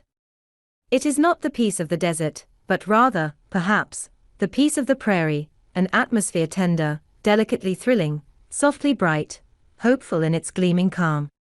Often and often have I left the Lulia, very early moored against the long sand islet that faces Luxor when the Nile has not subsided. I have rowed across the quiet water that divided me from the western bank, and, with a happy heart, I have entered into the lovely peace of the great spaces that stretch from the Colossi of Memnon to the Nile, to the mountains, southward toward Armant, northward to Correcton, to Danfik, to Gezirat Matera. Think of the color of young clover, of young barley, of young wheat. Think of the timbre of the reed flute's voice, thin, clear, and frail with the frailty of dewdrops. Think of the torrents of spring rushing through the veins of a great, wide land, and growing almost still at last on their journey. Spring, you will say, perhaps, and high Nile not yet subsided. But Egypt is the favored land of a spring that is already alert at the end of November, and in December is pushing forth its green. The Nile has sunk away from the feet of the colossi that it has bathed through many days. It has freed the plain to the fellahin, though still it keeps my island in its clasp. And Happy, or Camra, the great extender, and Ra, have made this wonderful spring to bloom on the dark earth before the Christians' Christmas. What a pastoral it is, this plain of Thebes, in the dawn of day. Think of the reed flute, I have said, not because you will hear it, as you ride toward the mountains, but because its voice would be utterly in place here, in this Arcadia of Egypt, playing no tarantella, but one of those songs, half bird-like, and half sadly, mysteriously human, which come from the soul of the East. Instead of it, you may catch distant cries from the bank of the river, where the Shadoof man toils, lifting ever the water and his voice, the one to earth, the other, it seems, to sky, and the creaking lay of the water wheel, which pervades Upper Egypt like an atmosphere, and which, though perhaps at first it irritates, at last seems to you the sound of the soul of the river, of the sunshine and the soil. Much of the land looks painted. So flat is it, so young are the growing crops, that they are like a coating of green paint spread over a mighty canvas, But the Dura rises higher than the heads of the naked children, who stand among it to watch you canter past. And in the far distance you see dim groups of trees, sycamores and acacias, tamarisks and palms. Beyond them is the very heart of this land of sand and ruins and gold, Medinet Abu, the Ramesseum, Deir el Medinet, Kurna, Deir el Bahari, the tombs of the kings, the tombs of the queens and of the princes. In the strip of bare land at the foot of those hard, and yet poetic mountains, have been dug up treasures the fame of which has gone to the ends of the world. But this plain, where the fellaheen are stooping to the soil, and the women are carrying the water jars, and the children are playing in the Dura, and the oxen and the camels are working with plows that look like relics of far-off days, is the possession of the two great presiding beings whom you see from an enormous distance, the colossi of Memnon. Amenhotep 3. Put them where they are. So we are told. But in this early morning it is not possible to think of them as being brought to any place. Seated, the one beside the other, facing the Nile and the home of the rising sun, their immense aspect of patience suggests will, calmly, steadily exercised, suggests choice, that, for some reason, as yet unknown, they chose to come to this plain, that they choose solemnly to remain there, waiting, while the harvests grow and are gathered about their feet, while the Nile rises and subsides, while the years and the generations come, like the harvests, and are stored away in the granaries of the past. Their calm broods over this plain, gives to it a personal atmosphere, which sets it quite apart from every other flat space of the world. There is no place that I know on the earth which has the peculiar, bright, ineffable calm of the plain of these colossi. It takes you into its breast, and you lie there in the growing sunshine, almost as if you were a child laid in the lap of one of them. That legend of the singing at dawn of the vocal Memnon, how could it have arisen? How could such calmness sing, such patience ever find a voice? Unlike the Sphinx, which becomes ever more impressive as you draw near to it, and is most impressive when you sit almost at its feet, the colossi lose in personality, as you approach them and can see how they have been defaced. From afar one feels their minds, their strange, unearthly temperaments commanding this pastoral. When you are beside them, this feeling disappears. Their features are gone, and though in their attitudes there is power, and there is something that awakens awe, they are more wonderful as a far-off feature of the plain. They gain in grandeur from the night, in strangeness from the moonrise, perhaps specially when the Nile comes to their feet. More than 3,000 years old, they look less eternal than the Sphinx. Like them, the Sphinx is waiting, but with a greater purpose.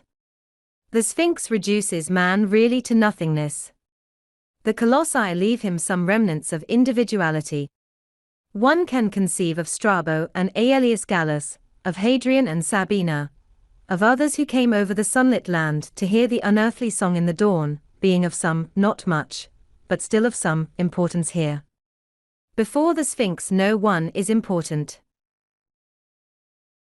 But in the distance of the plain the colossi shed a real magic of calm and solemn personality, and subtly seem to mingle their spirit with the flat, green world, so wide, so still, so fecund, and so peaceful, with the soft airs that are surely scented with an eternal springtime, and with the light that the morning rains down on wheat and clover, on Indian corn and barley, and on brown men laboring, who, perhaps, from the patience of the colossi in repose have drawn a patience in labor that has in it something not less sublime.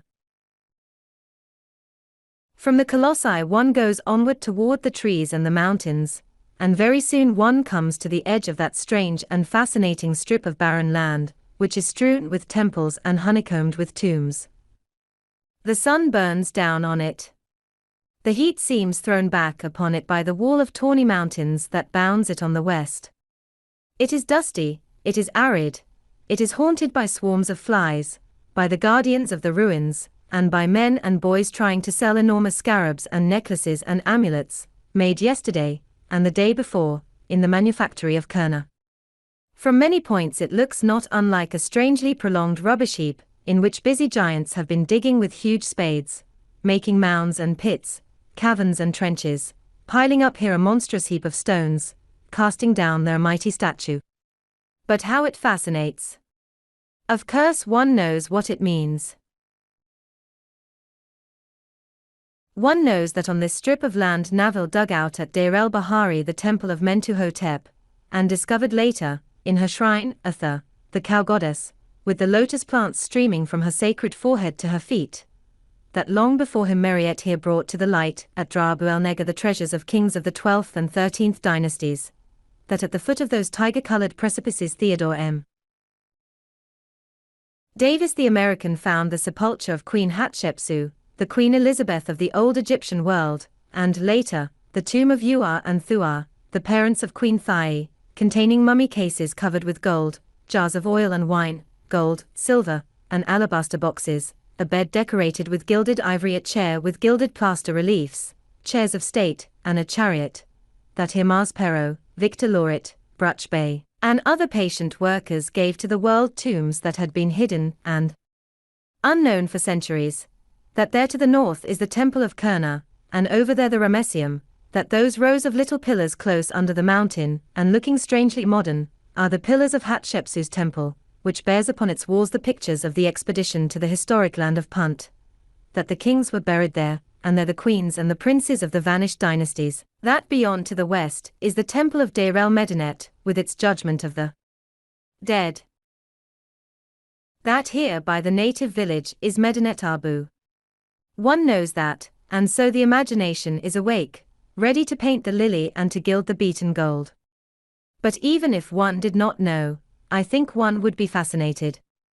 This turmoil of sun-baked earth and rock, gray, yellow, pink, orange, and red, awakens the curiosity, summons the love of the strange, suggests that it holds secrets to charm the souls of men. 10. Medinet Abu. At the entrance to the temple of Medinet Abu, near the small groups of palms and the few brown houses, often have I turned and looked back across the plain before entering through the first beautiful doorway, to see the patient backs and right sides of the colossi, the far-off, dreamy mountains beyond Karnak and the Nile. And again, when I have entered and walked a little distance, I have looked back at the almost magical picture framed in the doorway, at the bottom of the picture a layer of brown earth, then a strip of sharp green, the cultivated ground, then a blur of pale yellow, then a darkness of trees, and just the hint of a hill far, very far away. And always, in looking, I have thought of the Spos Eliseo, of Raphael in the Brera at Milan, of the tiny dream of blue country framed by the temple doorway beyond the Virgin and Saint Joseph. The doorways of the temples of Egypt are very noble, and nowhere have I been more struck by their nobility than in Medinet Abu. Set in huge walls of massive masonry, which rise slightly above them on each side, with a projecting cornice, in their simplicity they look extraordinarily classical, in their sobriety mysterious, and in their great solidity quite wonderfully elegant. And they always suggest to me that they are giving access to courts and chambers which still, even in our times, are dedicated to secret cults, to the cults of Isis, of Atha, and of Osiris. Close to the right of the front of Medinet Abu, there are trees covered with yellow flowers, beyond are fields of Dura. Behind the temple is a sterility, which makes one think of metal. A great calm enfolds the place. The buildings are of the same color as the colossi. When I speak of the buildings, I include the great temple, the pavilion of Ramses III, and the little temple, which together may be said to form Medinet Abu. Whereas the temple of Luxor seems to open its arms to life, and the great fascination of the Ramesseum comes partly from its invasion by every traveling air and happy sunray, its openness and freedom, Medinet Abu impresses, by its colossal air of secrecy, by its fortress-like seclusion. Its walls are immensely thick, and are covered with figures the same color as the walls, some of them very tall. Thick-set, massive, heavy, almost warlike it is. Two seated statues within, statues with animals' faces, steel-colored, or perhaps a little darker than that, look like savage warders ready to repel intrusion. Passing between them, delicately as Agag, one enters an open space with ruins, upon the right of which is a low, small temple, grey in hue, and covered with inscriptions, which looks almost bowed under its tremendous weight of years. From this dignified, though tiny, veteran there comes a perpetual sound of birds. The birds in Egypt have no reverence for age. Never have I seen them more restless, more gay, or more impertinent, than in the immemorial ruins of the ancient land. Beyond is an enormous portal, on the lofty ceiling of which still linger traces of faded red and blue, which gives access to a great hall with rows of mighty columns, those on the left hand round, those on the right square, and almost terribly massive. There is in these no grace, as in the giant lotus columns of Karnak. Prodigious, heavy, barbaric, they are like a hymn in stone to strength. There is something brutal in their aspect, which again makes one think of war, of assaults repelled, hordes beaten back like waves by a sea wall. And still another great hall, with more gigantic columns, lies in the sun beyond, and a doorway through which seems to stare fiercely the edge of a hard and fiery mountain. Although one is roofed by the sky, there is something oppressive here, an imprisoned feeling comes over one. I could never be fond of Medinet Abu, as I am fond of Luxor, of parts of Karnak, of the whole of delicious, poetical Philly. The big pylons, with their great walls sloping inward, sand-colored, and glowing with very pale yellow in the sun, the resistant walls, the brutal columns, the huge and almost savage scale of everything, always remind me of the violence in men, and also, I scarcely know why, make me think of the north, of sullen northern castles by the sea, in places where skies are grey, and the white of foam and snow is married in angry nights. And yet in Medinet Abu there reigns a splendid calm, a calm that sometimes seems massive, resistant, as the columns and the walls. Peace is certainly enclosed by the stones that call up thoughts of war, as if, perhaps, their purpose had been achieved many centuries ago, and they were quit of enemies forever. Ramses III is connected with Medinet Abu. He was one of the greatest of the Egyptian kings, and has been called the last of the great sovereigns of Egypt. He ruled for 31 years, and when, after a first visit to Medinet Abu, I looked into his records, I was interested to find that his conquests and his wars had a character essentially defensive. This defensive spirit is incarnated in the stones of these ruins. One reads in them something of the soul of this king who lived 1200 years before Christ, and who desired, in remembrance of his Syrian victories, to give to his memorial temple an outward military aspect. I noticed a military aspect at once inside this temple, but if you circle the buildings outside it is more unmistakable.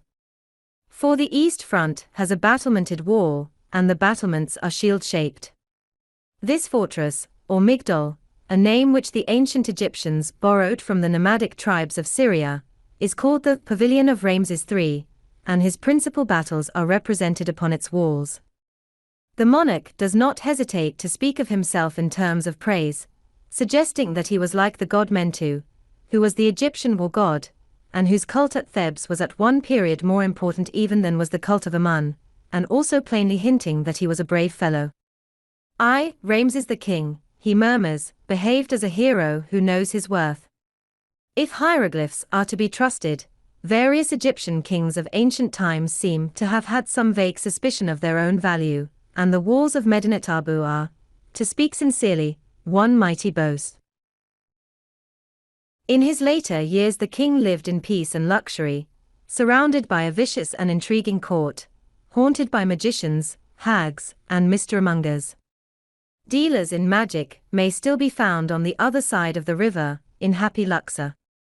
I made the acquaintance of two when I was there, one of whom offered for a couple of pounds to provide me with a preservative against all such dangers as beset the traveler in wild places. In order to prove its efficacy, he asked me to come to his house by night, bringing a dog and my revolver with me. He would hang the charm about the dog's neck, and I was then to put 6 shots into the animal's body. He positively assured me that the dog would be uninjured. I half promised to come, and when night began to fall, looked vaguely about for a dog. At last I found one, but it howled so dismally when I asked Ibrahim Ayad to take possession of it for experimental purposes, that I weakly gave up the project, and left the magician clamoring for his 195 piastres. Its warlike aspect gives a special personality to Medinet Abu. The shield-shaped battlements, the courtyards, with their brutal columns, narrowing as they recede towards the mountains, the heavy gateways, with superimposed chambers, the towers, quadrangular bastion to protect, inclined basement to resist the attacks of sappers and cause projectiles to rebound, all these things contribute to this very definite effect. I have heard travelers on the Nile speak piteously of the confusion wakened in their minds by a hurried survey of many temples, statues, monuments, and tombs.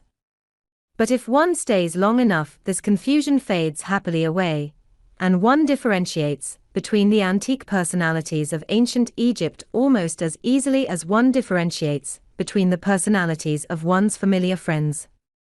Among these personalities, Medinet Abu is the warrior, standing like Mentu, with the solar disk and the two plumes erect above his head of a hawk, firmly planted at the foot of the Theban mountains, ready to repel all enemies, to beat back all assaults, strong and determined, powerful and brutally serene. 11. The Ramessu. This, my lord, is the thinking place of Ramses the Great. So said Ibrahim Ayah to me one morning, Ibrahim, who is almost as prolific in the abrupt creation of peers as if he were a democratic government. I looked about me.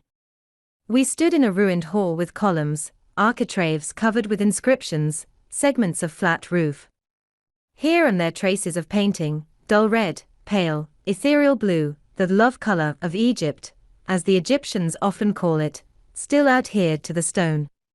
This hall, dignified, grand, but happy, was open on all sides to the sun and air. From it I could see tamarisk and acacia trees, and far-off shadowy mountains beyond the eastern verge of the Nile. And the trees were still as carven things in an atmosphere that was a miracle of clearness and of purity. Behind me, and near, the hard Libyan mountains gleamed in the sun. Somewhere a boy was singing, and suddenly his singing died away. And I thought of the Lay of the Harper, which is inscribed upon the tombs of Thebes, those tombs under those gleaming mountains. For no one carries away his goods with him. No one returns again who has gone thither. It took the place of the song that had died as I thought of the great king's glory, that he had been here, and had long since passed away.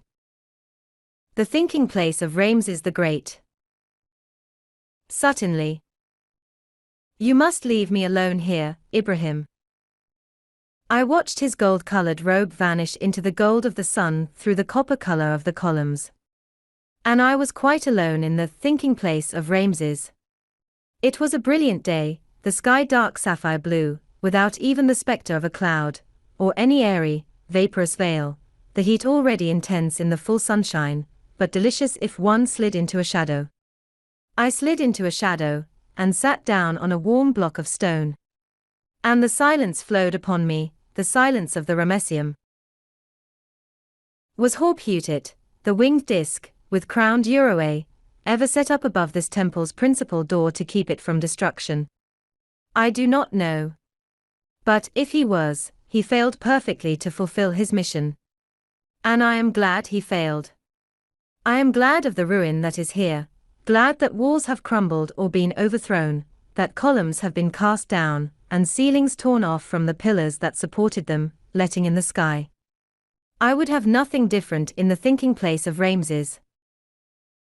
Like a cloud, a great golden cloud, a glory impending that will not, cannot, be dissolved into the ether, he loomed over the Egypt that is dead, he looms over the Egypt of today.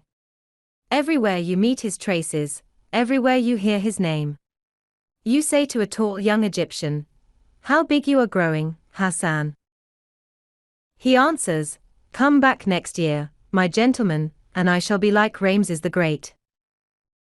Or you ask of the boatman who rows you, "How can you pull all day against the current of the Nile?" And he smiles, and lifting his brown arm, he says to you, "Look. I am strong as Ramses the Great." This familiar fame comes down through some 20 years. Carved upon limestone and granite, now it seems engraven also on every Egyptian heart, that beats not only with the movement of Shadoof, or is not buried in the black soil fertilized by happy. Thus can inordinate vanity prolong the true triumph of genius, and impress its own view of itself upon the minds of millions. This Ramses is believed to be the Pharaoh who oppressed the children of Israel. As I sat in the Ramesseum that morning, I recalled his face, the face of an artist and a dreamer rather than that of a warrior and oppressor, Asiatic, handsome, not insensitive, not cruel, but subtle, aristocratic, and refined. I could imagine it bending above the little serpents of the sistrum as they lifted their melodious voices to bid Typhon depart, or watching the dancing women's rhythmic movements, or smiling half kindly, half with irony, upon the lovelorn maiden who made her plaint. What is sweet to the mouth, to me is as the gall of birds. Thy breath alone can comfort my heart. And I could imagine it looking profoundly grave, not sad, among the columns with their opening lotus flowers. For it is the hall of lotus columns that Ibrahim calls the thinking place of the king. There is something both lovely and touching to me in the lotus columns of Egypt, in the tall masses of stone opening out into flowers near the sun. Near the sun. Yes, only that obvious facade will convey to those who have not seen them the effect of some of the hypostyle halls, the columns of which seem literally soaring to the sky. And flowers of stone, you will say, rudely carved and rugged. That does not matter. There was poetry in the minds that conceived them, in the thought that directed the hands which shaped them and placed them where they are. In Egypt perpetually one feels how the ancient Egyptians loved the Nymphea lotus, which is the white lotus, and the Nymphea coeruleia, the lotus that is blue. Did they not place Horus in its cup, and upon the head of Nefertum, the nature god, who represented in their mythology the heat of the rising sun, and who seems to have been credited with power to grant life in the world to come, set it as a sort of regal ornament? To Seti I, when he returned in glory from his triumphs over the Syrians, were given bouquets of lotus blossoms by the great officers of his household. The tiny column of green feldspar ending in the lotus typified eternal youth, even as the carnelian buckle typified the blood of Isis, which washed away all sin. Coal pots were fashioned in the form of the lotus, cartouches sprang from it, wine flowed from cups shaped like it. The lotus was part of the very life of Egypt, as the rose, the American beauty rose, is part of our social life of today. And here, in the Ramesseum, I found campaniform, or lotus flower capitals on the columns, here where Ramses once perhaps dreamed of his Syrian campaigns, or of that famous combat when, like Baal in his fury, he fought single-handed against the host of the Hittites massed in 2,500 chariots to overthrow him. The Ramesseum is a temple not of winds, but of soft and kindly airs. There comes Zephyrus, whispering love to Flora incarnate in the lotus. To every sunbeam, to every little breeze, the ruins stretch out arms. They adore the deep blue sky, the shining, sifted sand, untrammeled nature, all that whispers, freedom. So I felt that day when Ibrahim left me, so I feel always when I sit in the Ramesseum, that exultant victim of time's here not sacrilegious hand. All strong souls cry out secretly for liberty, as for a sacred necessity of life. Liberty seems to drench the Ramesseum. And all strong souls must exult there. The sun has taken it as a beloved possession. No massy walls keep him out. No shield-shaped battlements rear themselves up against the outer world as at Medinet Abu. No huge pylons cast down upon the ground their forms in darkness.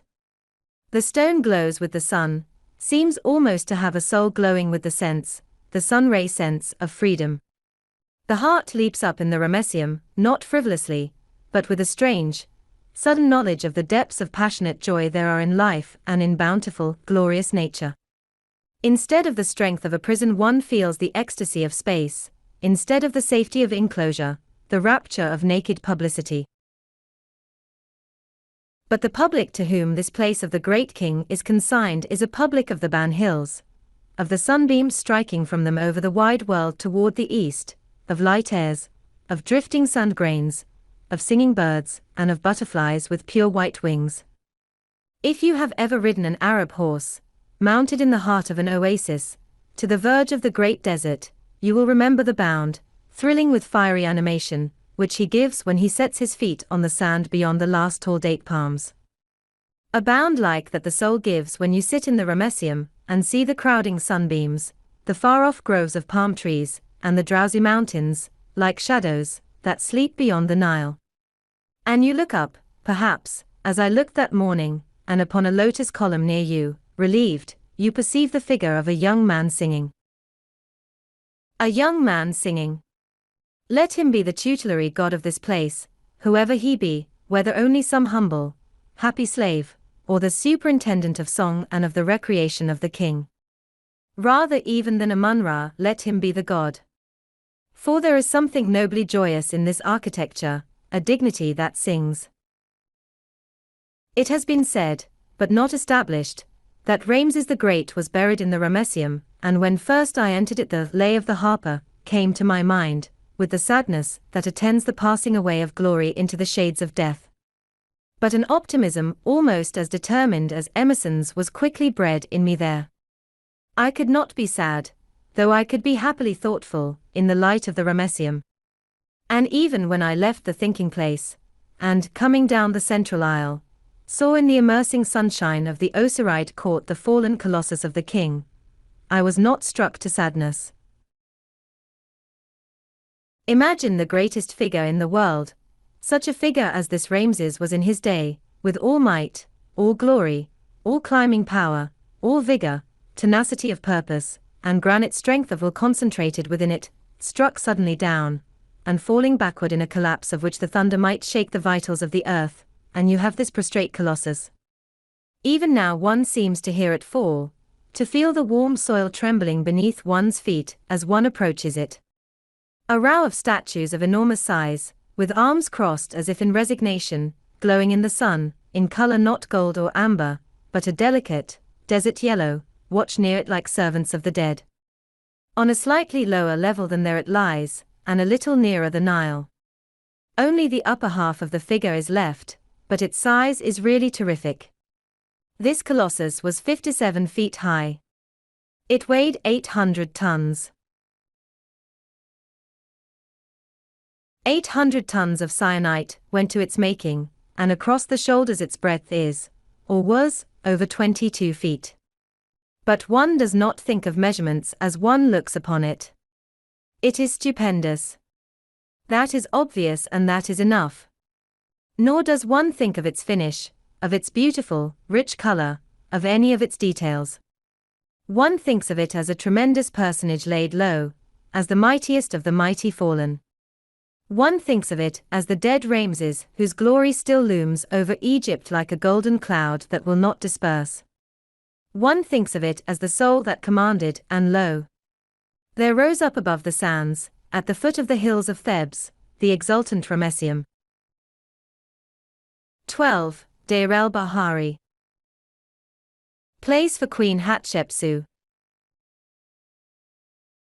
Surely she comes to a sound of flutes, a merry noise of thin, bright music, backed by a clashing of barbaric cymbals, along the corridors of the past, this queen who is shown upon Egyptian walls dressed as a man, who is said to have worn a beard, and who sent to the land of Punt the famous expedition which covered her with glory and brought gold to the god Amun.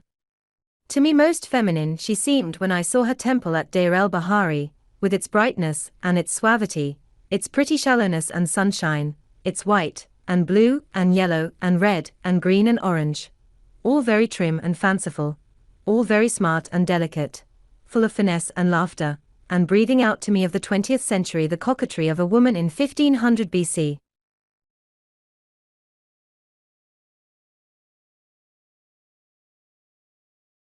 After the terrific masculinity of Medinet Abu, after the great freedom of the Ramesseum and the grandeur of its colossus, the manhood of all the ages concentrated in granite, the temple at Deir el-Bahari came upon me like a delicate woman, perfumed and arranged, clothed in a creation of white and blue and orange, standing, ever so knowingly, against a background of orange and pink, of red and of brown red, a smiling coquette of the mountain, a gay and sweet enchantress who knew her pretty powers and meant to exercise them.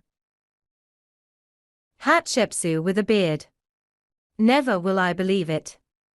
Or if she ever seemed to wear one, I will swear it was only the tattooed ornament with which all the lovely women of the Fayum decorate their chins today, throwing into relief the smiling, soft lips, the delicate noses, the liquid eyes, and leading one from it step by step to the beauties it precedes.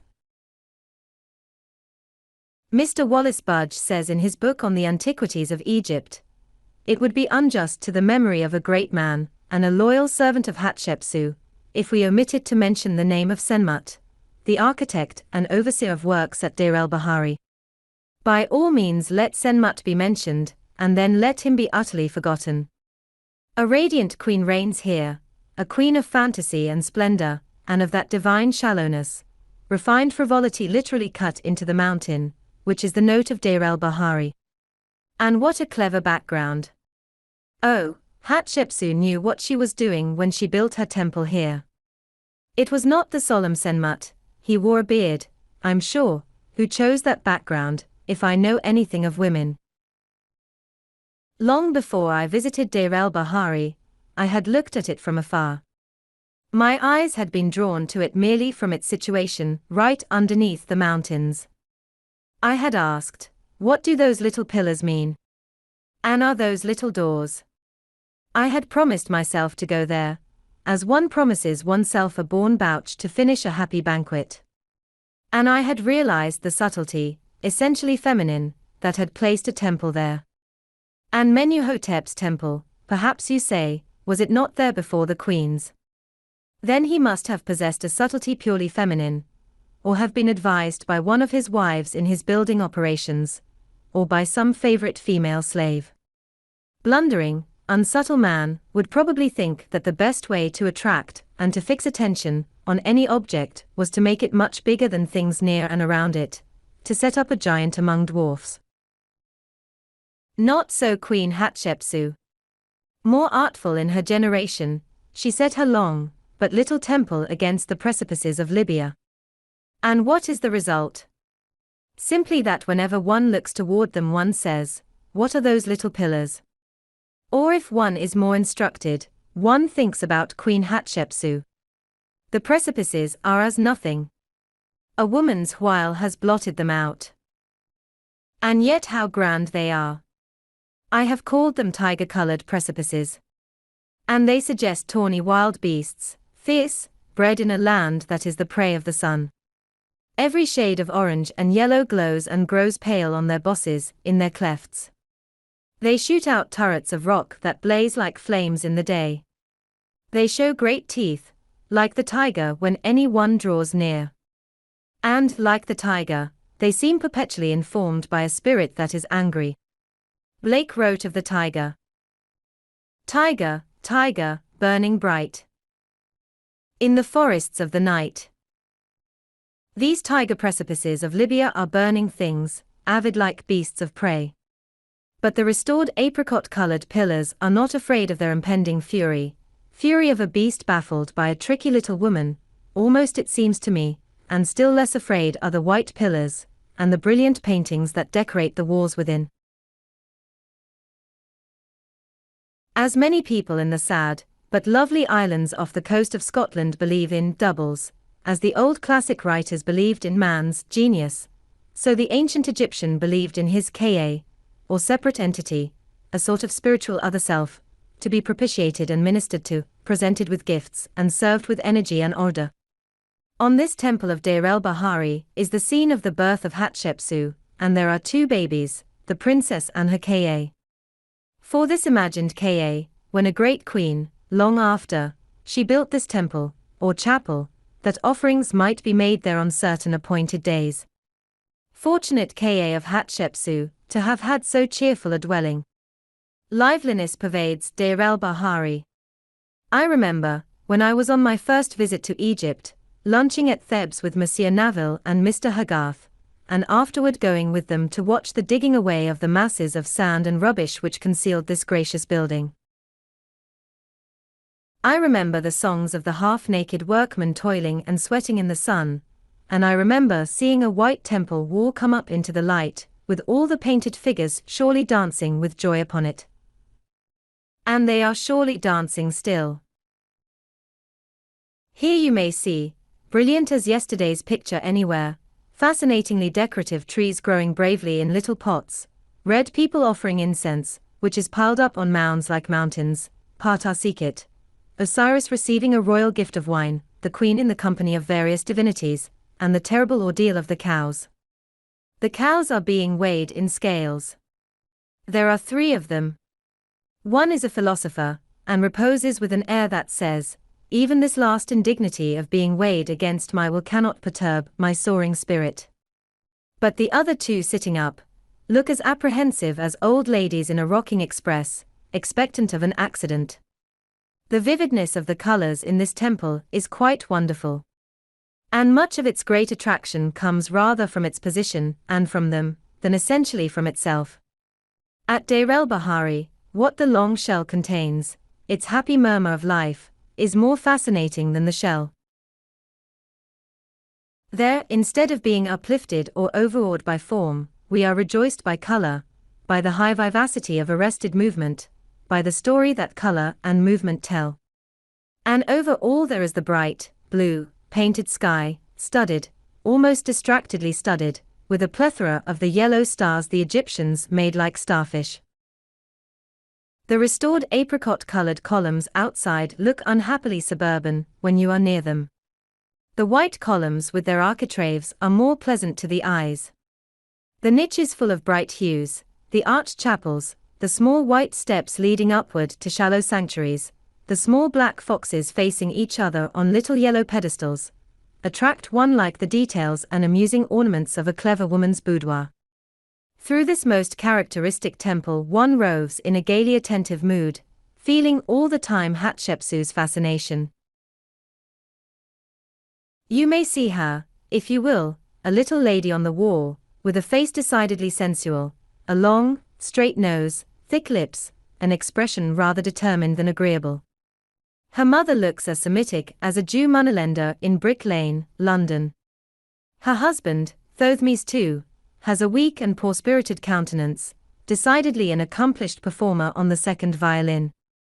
The mother wears on her head a snake, no doubt a cobra di capello, the symbol of her sovereignty. Thothmes is clad in a loincloth. And a god, with a sleepy expression and a very fish-like head, appears in this group of personages to offer the key of life. Another painting of the queen shows her on her knees drinking milk from the sacred cow, with an intent and greedy figure, and an extraordinarily sensual and expressive face. That she was well guarded is surely proved by a brave display of her soldiers, red men on a white wall. Full of life and gaiety all in a row they come, holding weapons, and apparently, branches, and advancing with a gait of triumph that tells of spacious days. And at their head is an officer, who looks back, much like a modern drill sergeant, to see how his men are marching. In the southern shrine of the temple, cut in the rock as is the northern shrine, once more I found traces of the Lady of the Underworld. For this shrine was dedicated to Atha, though the whole temple was sacred to the Theban god Amun. Upon a column were the remains of the goddess's face, with a broad brow and long, large eyes. Some fanatic had hacked away the mouth. The tomb of Hatshepsut was found by Mr. Theodore M. Davis, and the famous vase of Deir el-Bahari by Monsieur Naville as lately as 1905.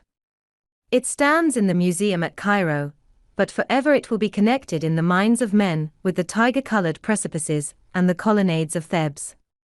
Behind the ruins of the temple of Mentuhotep III, in a chapel of painted rock, the Vashatha was found. It is not easy to convey, by any description, the impression this marvelous statue makes. Many of us love our dogs, our horses, some of us adore our cats, but which of us can think, without a smile, of worshipping a cow? Yet the cow was the Egyptian Aphrodite's sacred animal. Under the form of a cow she was often represented. And in the statue she is presented to us as a limestone cow. And positively this cow is to be worshipped. She is shown in the act apparently of stepping gravely forward out of a small arched shrine, the walls of which are decorated with brilliant paintings. Her color is red and yellowish red, and is covered with dark blotches of a very dark green, which look almost black. Only one or two are of a bluish color. Her height is moderate. I stand about 5'9", and I found that on her pedestal the line of her back was about level with my chest. The lower part of the body, much of which is concealed by the under block of limestone, is white, tinged with yellow. The tail is red. Above the head, open and closed lotus flowers form a headdress, with the lunar disk and 2 feathers. And the long lotus stalks flow down on each side of the neck toward the ground. At the back of this headdress are a scarab and a cartouche. The goddess is advancing solemnly and gently. A wonderful calm, a matchless, serene dignity enfold her. In the body of this cow one is able, indeed one is almost obliged, to feel the soul of a goddess. The incredible is accomplished. The dead Egyptian makes the ironic, the skeptical modern world feel deity in a limestone cow. How is it done? I know not, but it is done. Genius can do nearly everything, it seems.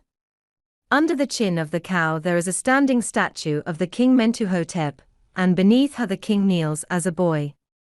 Wonderfully expressive and solemnly refined is the cow's face, which is of dark color, like the color of almost black earth, earth fertilized by the Nile.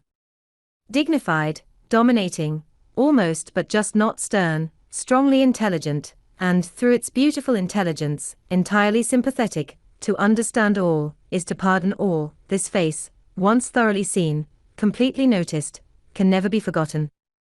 This is one of the most beautiful statues in the world.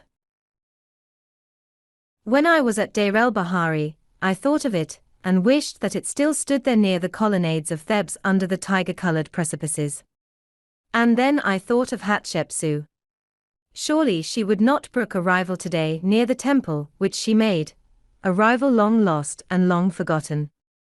Is not her influence still there upon the terraced platforms, among the apricot and the white columns, near the paintings of the land of Punt?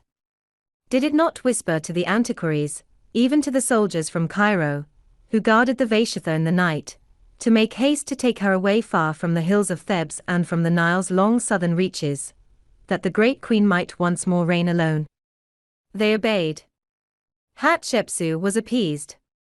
And, like a delicate woman, perfumed and arranged, clothed in a creation of white and blue and orange, standing ever so knowingly against a background of orange and pink, of red and of brown red, she rules at Deir el-Bahari. 13. The Tombs of the Kings.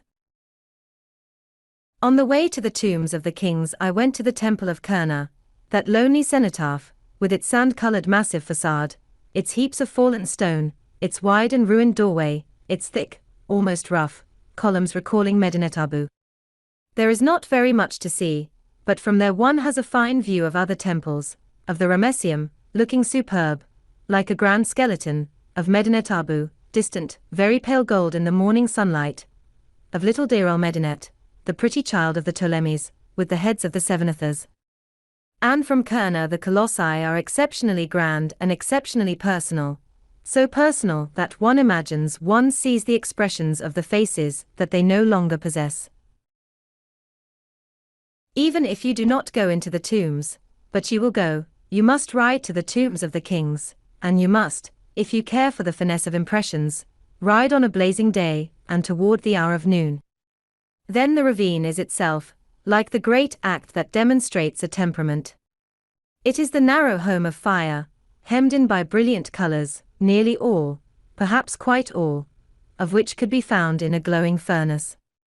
Every shade of yellow is there, lemon yellow, sulfur yellow, the yellow of amber, the yellow of orange with its tendency toward red, the yellow of gold, sand color, sun color. Cannot all these yellows be found in a fire? And there are the reds, pink of the carnation, pink of the coral, red of the little rose that grows in certain places of sands, red of the bright flame's heart. And all these colors are mingled in complete sterility. And all are fused into a fierce brotherhood by the sun. And like a flood, they seem flowing to the red and the yellow mountains, like a flood that is flowing to its sea. You are taken by them toward the mountains, on, till the world is closing in, and you know the way must come to an end. And it comes to an end, in a tomb. You go to a door in the rock, and a guardian lets you in, and wants to follow you in. Prevent him if you can. Pay him. Go in alone. For this is the tomb of Amenhotep II, and he himself is here, far down, at rest under the mountain, this king who lived and reigned more than 1400 years before the birth of Christ. The ravine valley leads to him, and you should go to him alone. He lies in the heart of the living rock, in the dull heat of the earth's bowels, which is like no other heat. You descend by stairs and corridors, you pass over a well by a bridge, you pass through a naked chamber, and the king is not there. And you go on down another staircase, and along another corridor, and you come into a pillared chamber, with paintings on its walls, and on its pillars, paintings of the king in the presence of the gods of the underworld, under stars in a soft blue sky. And below you, shut in on the farther side by the solid mountain in whose breast you have all this time been walking, there is a crypt. And you turn away from the bright paintings, and down there you see the king. Many years ago, in London, I went to the private view of the Royal Academy at Burlington House. I went in the afternoon, when the galleries were crowded with politicians and artists, with dealers, gossips, quidnuncs and flaneurs, with authors, fashionable lawyers and doctors, with men and women of the world, with young dandies and actresses en vogue. A roar of voices went up to the roof. Every one was talking, smiling, laughing, commenting, and criticizing. It was a little picture of the very worldly world that loves the things of today, and the chime of the passing hours. And suddenly some people near me were silent, and some turned their heads to stare with a strangely fixed attention. And I saw coming toward me an emaciated figure, rather bent, much drawn together, walking slowly on legs like sticks. It was clad in black, with a gleam of color. Above it was a face so intensely thin that it was like the face of death. And in this face shone two eyes that seemed full of the other world. And, like a breath from the other world passing, this man went by me and was hidden from me by the throng. It was Cardinal Manning in the last days of his life. The face of the king is like his, but it has an even deeper pathos as it looks upward to the rock. And the king's silence bids you be silent, and his immobility bids you be still. And his sad and unutterable resignation sifts o'er, as by the desert wind the sand is sifted into the temples, into the temple of your heart. And you feel the touch of time, but the touch of eternity, too. And as, in that rock-hewn sanctuary, you whisper Pax Vobiscum, you say it for all the world. 14. Edfu. Prayer pervades the east. Far off across the sands, when one is traveling in the desert, one sees thin minarets rising toward the sky. A desert city is there. It signals its presence by this mute appeal to Allah. And where there are no minarets, in the great wastes of the dunes, in the eternal silence, the lifelessness that is not broken even by any lonely, wandering bird, the camels are stopped at the appointed hours, the poor and often ragged robes are laid down, the brown pilgrims prostrate themselves in prayer. And the rich man spreads his carpet and prays. And the half-naked nomad spreads nothing, but he prays, too. The East is full of lust and full of money-getting, and full of bartering, and full of violence, but it is full of worship that disdains concealment, that recks not of ridicule or comment, that believes too utterly to care if others disbelieve.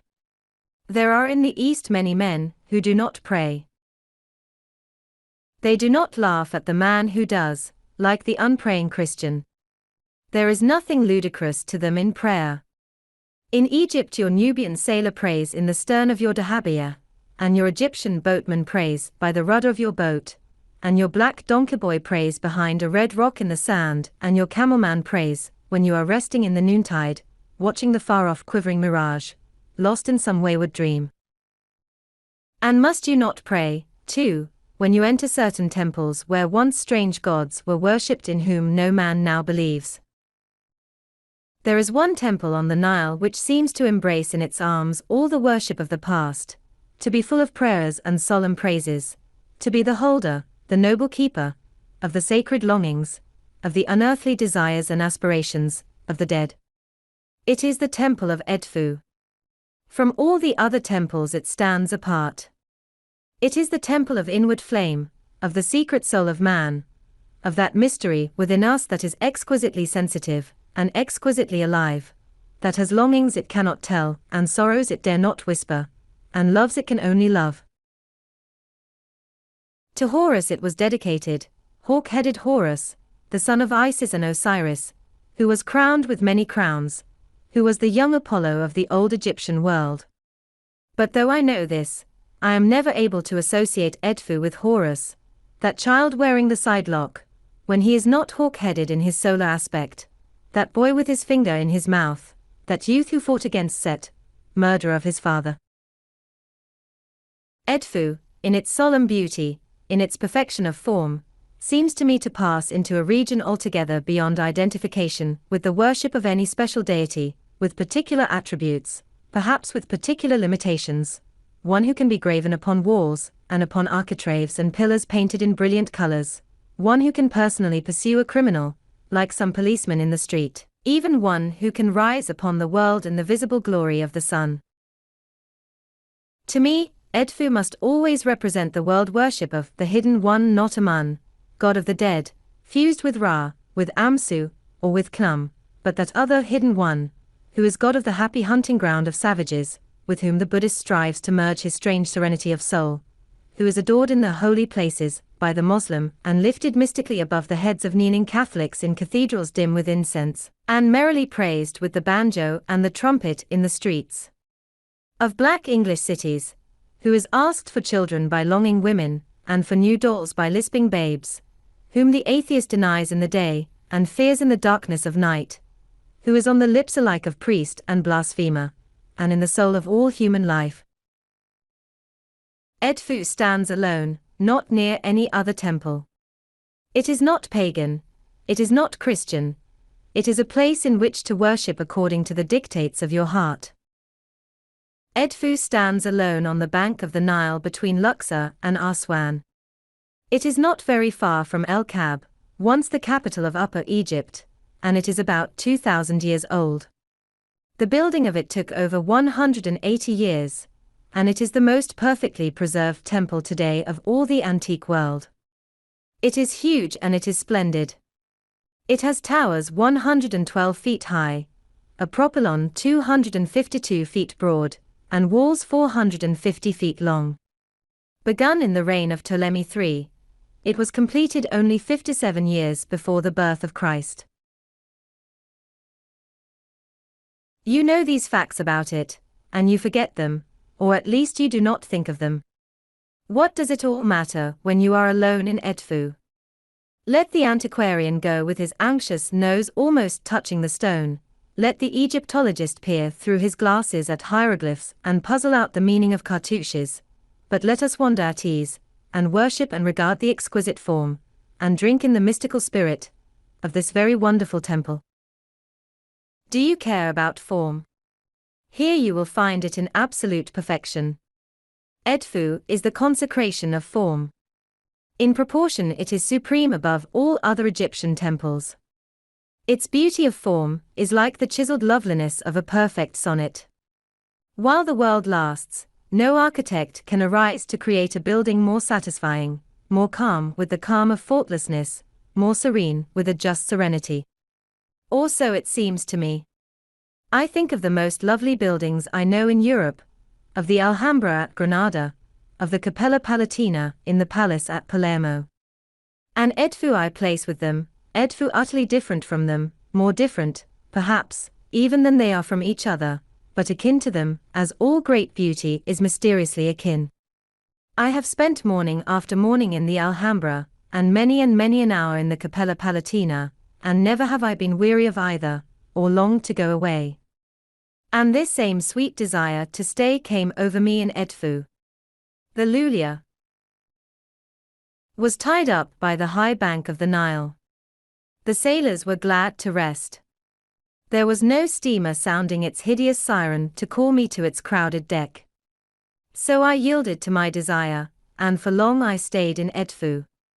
And when at last I left it, I said to myself, this is a supreme thing, and I knew that within me had suddenly developed the curious passion for buildings that some people never feel, and that others feel ever growing and growing. Yes, Edfu is supreme. No alteration could improve it. Any change made in it, however slight, could only be harmful to it. Pure and perfect is its design, broad propylon, great open courtyard with pillared galleries, halls, chambers, sanctuary. Its dignity and its sobriety are matchless. I know they must be, because they touched me so strangely, with a kind of reticent enchantment, and I am not by nature enamored of sobriety, of reticence and calm, but am inclined to delight in almost violent force, in brilliance, and especially in combinations of color. In the Alhambra one finds both force and fairy-like lightness, delicious proportions, delicate fantasy, a spell as of subtle magicians. In the Capella Palatina, a jeweled splendor, combined with a small perfection of form which simply captivates the whole spirit and leads it to adoration. In Edfu you are face to face with hugeness and with grandeur, but soon you are scarcely aware of either, in the sense, at least, that connects these qualities with a certain overwhelming, almost striking down, of the spirit and the faculties. What you are aware of is your own immense and beautiful calm of utter satisfaction, a calm which has quietly inundated you, like a waveless tide of the sea. How rare it is to feel this absolute satisfaction, this praising serenity. The critical spirit goes, like a bird from an opened window. The excited, laudatory, voluble spirit goes. And this splendid calm is left. If you stay here, you, as this temple has been, will be molded into a beautiful sobriety. From the top of the pylon you have received this still and glorious impression from the matchless design of the whole building, which you see best from there. When you descend the shallow staircase, when you stand in the great court, when you go into the shadowy halls, then it is that the utter satisfaction within you deepens. Then it is that you feel the need to worship in this place created for worship. The ancient Egyptians made most of their temples in conformity with a single type. The sanctuary was at the heart, the core, of each temple, the sanctuary surrounded by the chambers in which were laid up the precious objects connected with ceremonies and sacrifices. Leading to this core of the temple, which was sometimes called the divine house, were various halls the roofs of which were supported by columns, those hypostyle halls which one sees perpetually in Egypt. Before the first of these halls was a courtyard surrounded by a colonnade. In the courtyard the priests of the temple assembled. The people were allowed to enter the colonnade. A gateway with towers gave entrance to the courtyard. If one visits many of the Egyptian temples, one soon becomes aware of the subtlety, combined with a sort of high simplicity and sense of mystery and poetry, of these builders of the past. As a great writer leads one on, with a concealed but beautiful art, from the first words to which all the other words are ministering servants, as the great musician, Wagner in his Meistersinger, for instance, leads one from the first notes of his score to those final notes which magnificently reveal to the listeners the real meaning of those first notes, and of all the notes which follow them. So the Egyptian builders lead the spirit gently, mysteriously forward from the gateway between the towers to the distant house divine. When one enters the outer court, one feels the far-off sanctuary. Almost unconsciously one is aware that for that sanctuary, all the rest of the temple was created, that to that sanctuary everything tends. And in spirit one is drawn softly onward to that very holy place. Slowly, perhaps, the body moves from courtyard to hypostyle hall, and from one hall to another. Hieroglyphs are examined, cartouches puzzled out, paintings of processions, or bas-reliefs of pastimes and of sacrifices, looked at with care and interest, but all the time one has the sense of waiting, of a want unsatisfied. And only when one at last reaches the sanctuary, is one perfectly at rest. For then the spirit feels, this is the meaning of it all. One of the means which the Egyptian architects used to create this sense of approach is very simple, but perfectly effective. It consisted only in making each hall on a very slightly higher level than the one preceding it, and the sanctuary, which is narrow and mysteriously dark, on the highest level of all. Each time one takes an upward step, or walks up a little incline of stone, the body seems to convey to the soul a deeper message of reverence and awe. In no other temple is this sense of approach to the heart of a thing so acute as it is when one walks in Edfu. In no other temple, when the sanctuary is reached, has one such a strong consciousness of being indeed within a sacred heart. The color of Edfu is a pale and delicate brown, warm in the strong sunshine, but seldom glowing. Its first doorway is extraordinarily high, and is narrow, but very deep, with a roof showing traces of that delicious clear blue-green, which is like a thin cry of joy rising up in the solemn temples of Egypt. A small sphinx keeps watch on the right, just where the guardian stands, this guardian, the gift of the past, squat, even fat, with a very perfect face of a determined and handsome man. In the court, upon a pedestal, stands a big bird, and near it is another bird, or rather half of a bird, leaning forward, and very much defaced. And in this great courtyard there are swarms of living birds, twittering in the sunshine. Through the doorway between the towers one sees a glimpse of a native village with the cupolas of a mosque. I stood and looked at the cupolas for a moment. Then I turned, and forgot for a time the life of the world without, that men, perhaps, were praying beneath those cupolas, or praising the Moslem's God. For when I turned, I felt, as I have said, as if all the worship of the world must be concentrated here. Standing far down the open court, in the full sunshine, I could see into the first hypostyle hall, but beyond only a darkness which led me on, in which the further chambers of the house divine were hidden.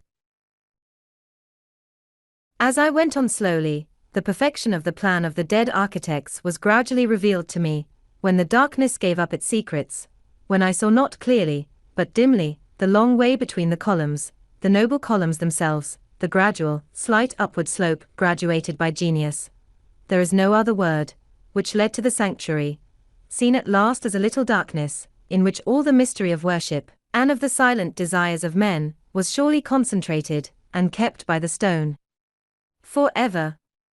Even the succession of the darknesses, like shadows growing deeper and deeper, seemed planned by some great artist in the management of light, and so of shadow effects. The perfection of form is in Edfu, impossible to describe, impossible not to feel. The tremendous effect it has, an effect upon the soul, is created by a combination of shapes, of proportions, of different levels, of different heights, by consummate graduation.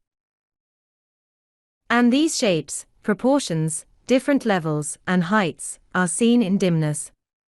Not that jeweled dimness one loves in Gothic cathedrals, but the heavy dimness of windowless, mighty chambers lighted only by a rebuked daylight ever trying to steal in. One is captured by no ornament, seduced by no lovely colors. Better than any ornament, greater than any radiant glory of color, is this massive austerity. It is like the ultimate in an art. Everything has been tried, every strangeness, bizarrerie, absurdity, every wild scheme of hues, every preposterous subject, to take an extreme instance, a camel, wearing a top hat, and lighted up by fireworks, which I saw recently in a picture gallery of Munich.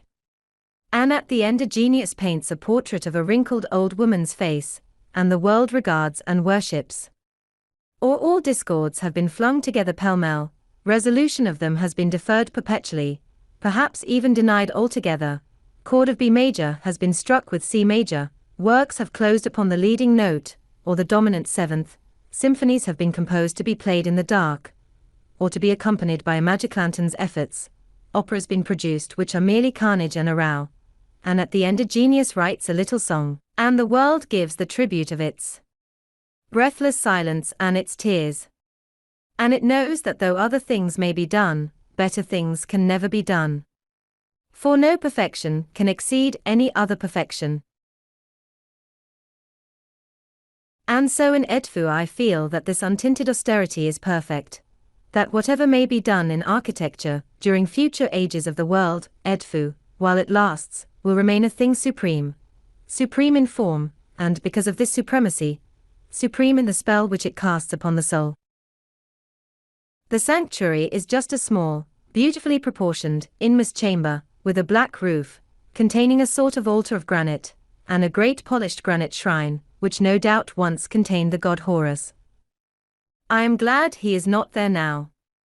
How far more impressive it is to stand in an empty sanctuary in the house divine of the Hidden One, whom the nations of the world worship, whether they spread their robes on the sand and turn their faces to Mecca, or beat the tambourine and sing glory hymns of salvation, or flagellate themselves in the night before the patron saint of the Passionists, or only gaze at the snow-white plume that floats from the snows of Etna under the rose of dawn, and feel the soul behind nature. Among the temples of Egypt, Edfu is the house divine of the Hidden One, the perfect temple of worship. 15. Kom Ombus. Some people talk of the sameness of the Nile, and there is a lovely sameness of golden light, of delicious air, of people, and of scenery. For Egypt is, after all, mainly a great river with strips on each side of cultivated land, flat, green, not very varied. River, green plains, yellow plains, pink, brown, steel gray, or pale yellow mountains, Whale of Shaduf, Whale of Saki. Yes, I suppose there is a sameness, a sort of golden monotony, in this land pervaded with light and pervaded with sound. Always there is light around you, and you are bathing in it, and nearly always, if you are living, as I was, on the water, there is a multitude of mingling sounds floating to your ears. As there are two lines of green land, two lines of mountains, following the course of the Nile, so are there two lines of voices that cease their calling and their singing only as you draw near to Nubia. For then, with the green land, they fade away, these miles upon miles of calling and singing brown men, and amber and ruddy sands creep downward to the Nile. And the air seems subtly changing, and the light perhaps growing a little harder. And you are aware of other regions unlike those you are leaving, more African, more savage, less suave, less like a dreaming. And especially the silence makes a great impression on you. But before you enter this silence, between the amber and ruddy walls that will lead you on to Nubia, and to the land of the crocodile, you have a visit to pay. For here, high up on a terrace, looking over a great bend of the river is Kom Ombus. And Kom Ombus is the temple of the crocodile god. Sebek was one of the oldest and one of the most evil of the Egyptian gods. In the Fayum he was worshipped, as well as at Kom Ombus, and there, in the holy lake of his temple, were numbers of holy crocodiles, which Strabo tells us were decorated with jewels like pretty women. He did not get on with the other gods, and was sometimes confused with Set, who personified natural darkness, and who also was worshipped by the people about Kom Ombus. I have spoken of the golden sameness of the Nile, but this sameness is broken by the variety of the temples. Here you have a striking instance of this variety. Edfu, only 40 miles from Kom Ombus, the next temple which you visit, is the most perfect temple in Egypt. Kom Ombus is one of the most imperfect. Edfu is a divine house of the Hidden One, full of a sacred atmosphere. Kom Ombus is the house of crocodiles. In ancient days the inhabitants of Edfu abhorred, above everything, crocodiles and their worshippers. And here at Kom Ombus the crocodile was adored. You are in a different atmosphere. As soon as you land, you are greeted with crocodiles, though fortunately not by them. A heap of their black mummies is shown to you reposing in a sort of tomb, or shrine open at one end to the air. By these mummies the new note is loudly struck. The crocodiles have carried you in an instant from that which is pervadingly general to that which is narrowly particular, from the purely noble, which seems to belong to all time, to the entirely barbaric, which belongs only to times outworn. It is difficult to feel as if one had anything in common with men who seriously worshipped crocodiles, had priests to feed them, and decorated their scaly necks with jewels. Yet the crocodile god had a noble temple at Comombus, a temple which dates from the times of the Ptolemies, though there was a temple in earlier days which has now disappeared. Its situation is splendid. It stands high above the Nile, and close to the river, on a terrace which has recently been constructed to save it from the encroachments of the water. And it looks down upon a view which is exquisite in the clear light of early morning. On the right, and far off, is a delicious pink bareness of distant flats and hills. Opposite there is a flood of verdure and of trees going to mountains, a spit of sand where is an inlet of the river, with a crowd of native boats, perhaps waiting for a wind. On the left is the big bend of the Nile, singularly beautiful, almost voluptuous in form, and girdled with a radiant green of crops, with palm trees, and again the distant hills. Sebek was well advised to have his temples here and in the glorious Fayum, that land flowing with milk and honey, where the air is full of the voices of the flocks and herds, and alive with the wild pigeons, where the sweet sugarcane towers up in fairy forests, the beloved home of the jackal, where the green corn waves to the horizon, and the runlets of water make a maze of silver threads carrying life and its happy murmur through all the vast oasis. At the guardian's gate by which you go in there sits not a watchdog, nor yet a crocodile, but a watch-cat, small, but very determined and very attentive to its duties, and neatly carved in stone. You try to look like a crocodile worshipper. It is deceived, and lets you pass. And you are alone with the growing morning and Comombus. I was never taken, caught up into an atmosphere, in Comombus. I examined it with interest, but I did not feel a spell. Its grandeur is great, but it did not affect me as did the grandeur of Karnak. Its nobility cannot be questioned, but I did not stilly rejoice in it, as in the nobility of Luxor, or the free splendor of the Ramesseum. The oldest thing at Comombus is a gateway of sandstone placed there by Thothmes III, as a tribute to Sebek. The great temple is of a warm brown color, a very rich and particularly beautiful brown, that soothes and almost comforts the eyes that have been for many days boldly assaulted by the sun. Upon the terrace platform above the river you face a low and ruined wall, on which there are some lively reliefs, beyond which is a large, open court containing a quantity of stunted, once big columns standing on big bases. Immediately before you the temple towers up, very gigantic, very majestic, with a stone pavement, walls on which still remain some traces of paintings, and really grand columns, enormous in size and in good formation. There are fine architraves, and some bits of roofing, but the greater part is open to the air. Through a doorway is a second hall containing columns much less noble, and beyond this one walks in ruin, among crumbled or partly destroyed chambers, broken statues, become mere slabs of granite and fallen blocks of stone.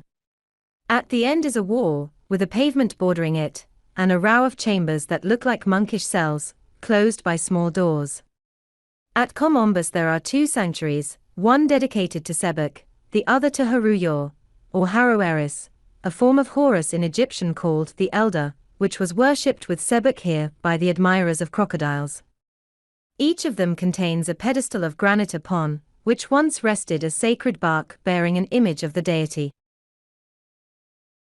There are some fine reliefs scattered through these mighty ruins, showing Sebek with the head of a crocodile, Haruyor with the head of a hawk so characteristic of Horus, and one strange animal which has no fewer than 4 heads, apparently meant for the heads of lions. One relief which I specially noticed for its life, its charming vivacity, and its almost amusing fidelity to details unchanged today, depicts a number of ducks in full flight near a mass of lotus flowers. I remembered it one day in the Fayum, so intimately associated with Sebek, when I rode 20 miles out from camp on a dromedary to the end of the great lake of Kurun, where the sand wastes of the Libyan desert stretched to the pale and waveless waters which, that day, looked curiously desolate and even sinister under a low, grey sky. Beyond the wiry tamarisk bushes, which grow far out from the shore, thousands upon thousands of wild duck were floating as far as the eyes could see.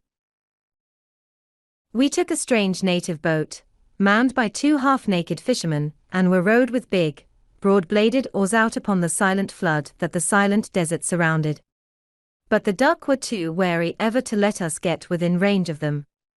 As we drew gently near, they rose in black throngs, and skimmed low into the distance of the wintry landscape, trailing their legs behind them, like the duck on the wall of Columbus. There was no duck for dinner in camp that night, and the cook was inconsolable. But I had seen a relief come to life, and surmounted my disappointment. Columbus and Edfu, the two houses of the lovers and haters of crocodiles, or at least of the lovers and the haters of their worship, I shall always think of them together, because I drifted on the Lulia from one to the other, and saw no interesting temple between them, and because their personalities are as opposed as were, centuries ago, the tenets of those who adored within them. The Egyptians of old were devoted to the hunting of crocodiles, which once abounded in the reaches of the Nile between Aswan and Luxor, and also much lower down. But I believe that no reliefs, or paintings, of this sport are to be found upon the walls of the temples and the tombs. The fear of Sebek, perhaps, prevailed even over the dwellers about the temple of Edfu.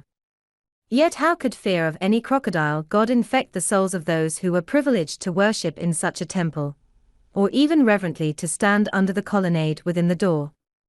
As well, perhaps, one might ask how men could be inspired to raise such a perfect building to a deity with the face of a hawk. But Horus was not the god of crocodiles, but a god of the sun. And his power to inspire men must have been vast, for the greatest concentration in stone in Egypt, and I suppose, in the whole world, the Sphinx, as de Rouge proved by an inscription at Edfu, was a representation of Horus transformed to conquer Typhon. The Sphinx and Edfu. For such marvels we ought to bless the hawk-headed god. And if we forget the hawk, which one meets so perpetually upon the walls of tombs and temples, and identify Horus rather with the Greek Apollo, the yellow-haired god of the sun, driving westerly all day in his flaming chariot, and shooting his golden arrows at the happy world beneath, we can be at peace with those dead Egyptians. For every pilgrim who goes to Edfu today is surely a worshipper of the solar aspect of Horus. As long as the world lasts, there will be sun worshippers. Every brown man upon the Nile is one, and every good American who crosses the ocean and comes at last into the somber wonder of Edfu, and I was one upon the deck of the Lulia. And we all worship as yet in the dark, as in the exquisite dark, like faith, of the Holy of Holies of Horus. 16. Philly. As I drew slowly nearer and nearer to the home of the great enchantress, or, as Isis was also called in bygone days, the Lady of Philly, the land began to change in character, to be full of a new and barbaric meaning. In recent years I have paid many visits to northern Africa, but only to Tunisia and Algeria, countries that are wilder looking, and much wilder seeming than Egypt.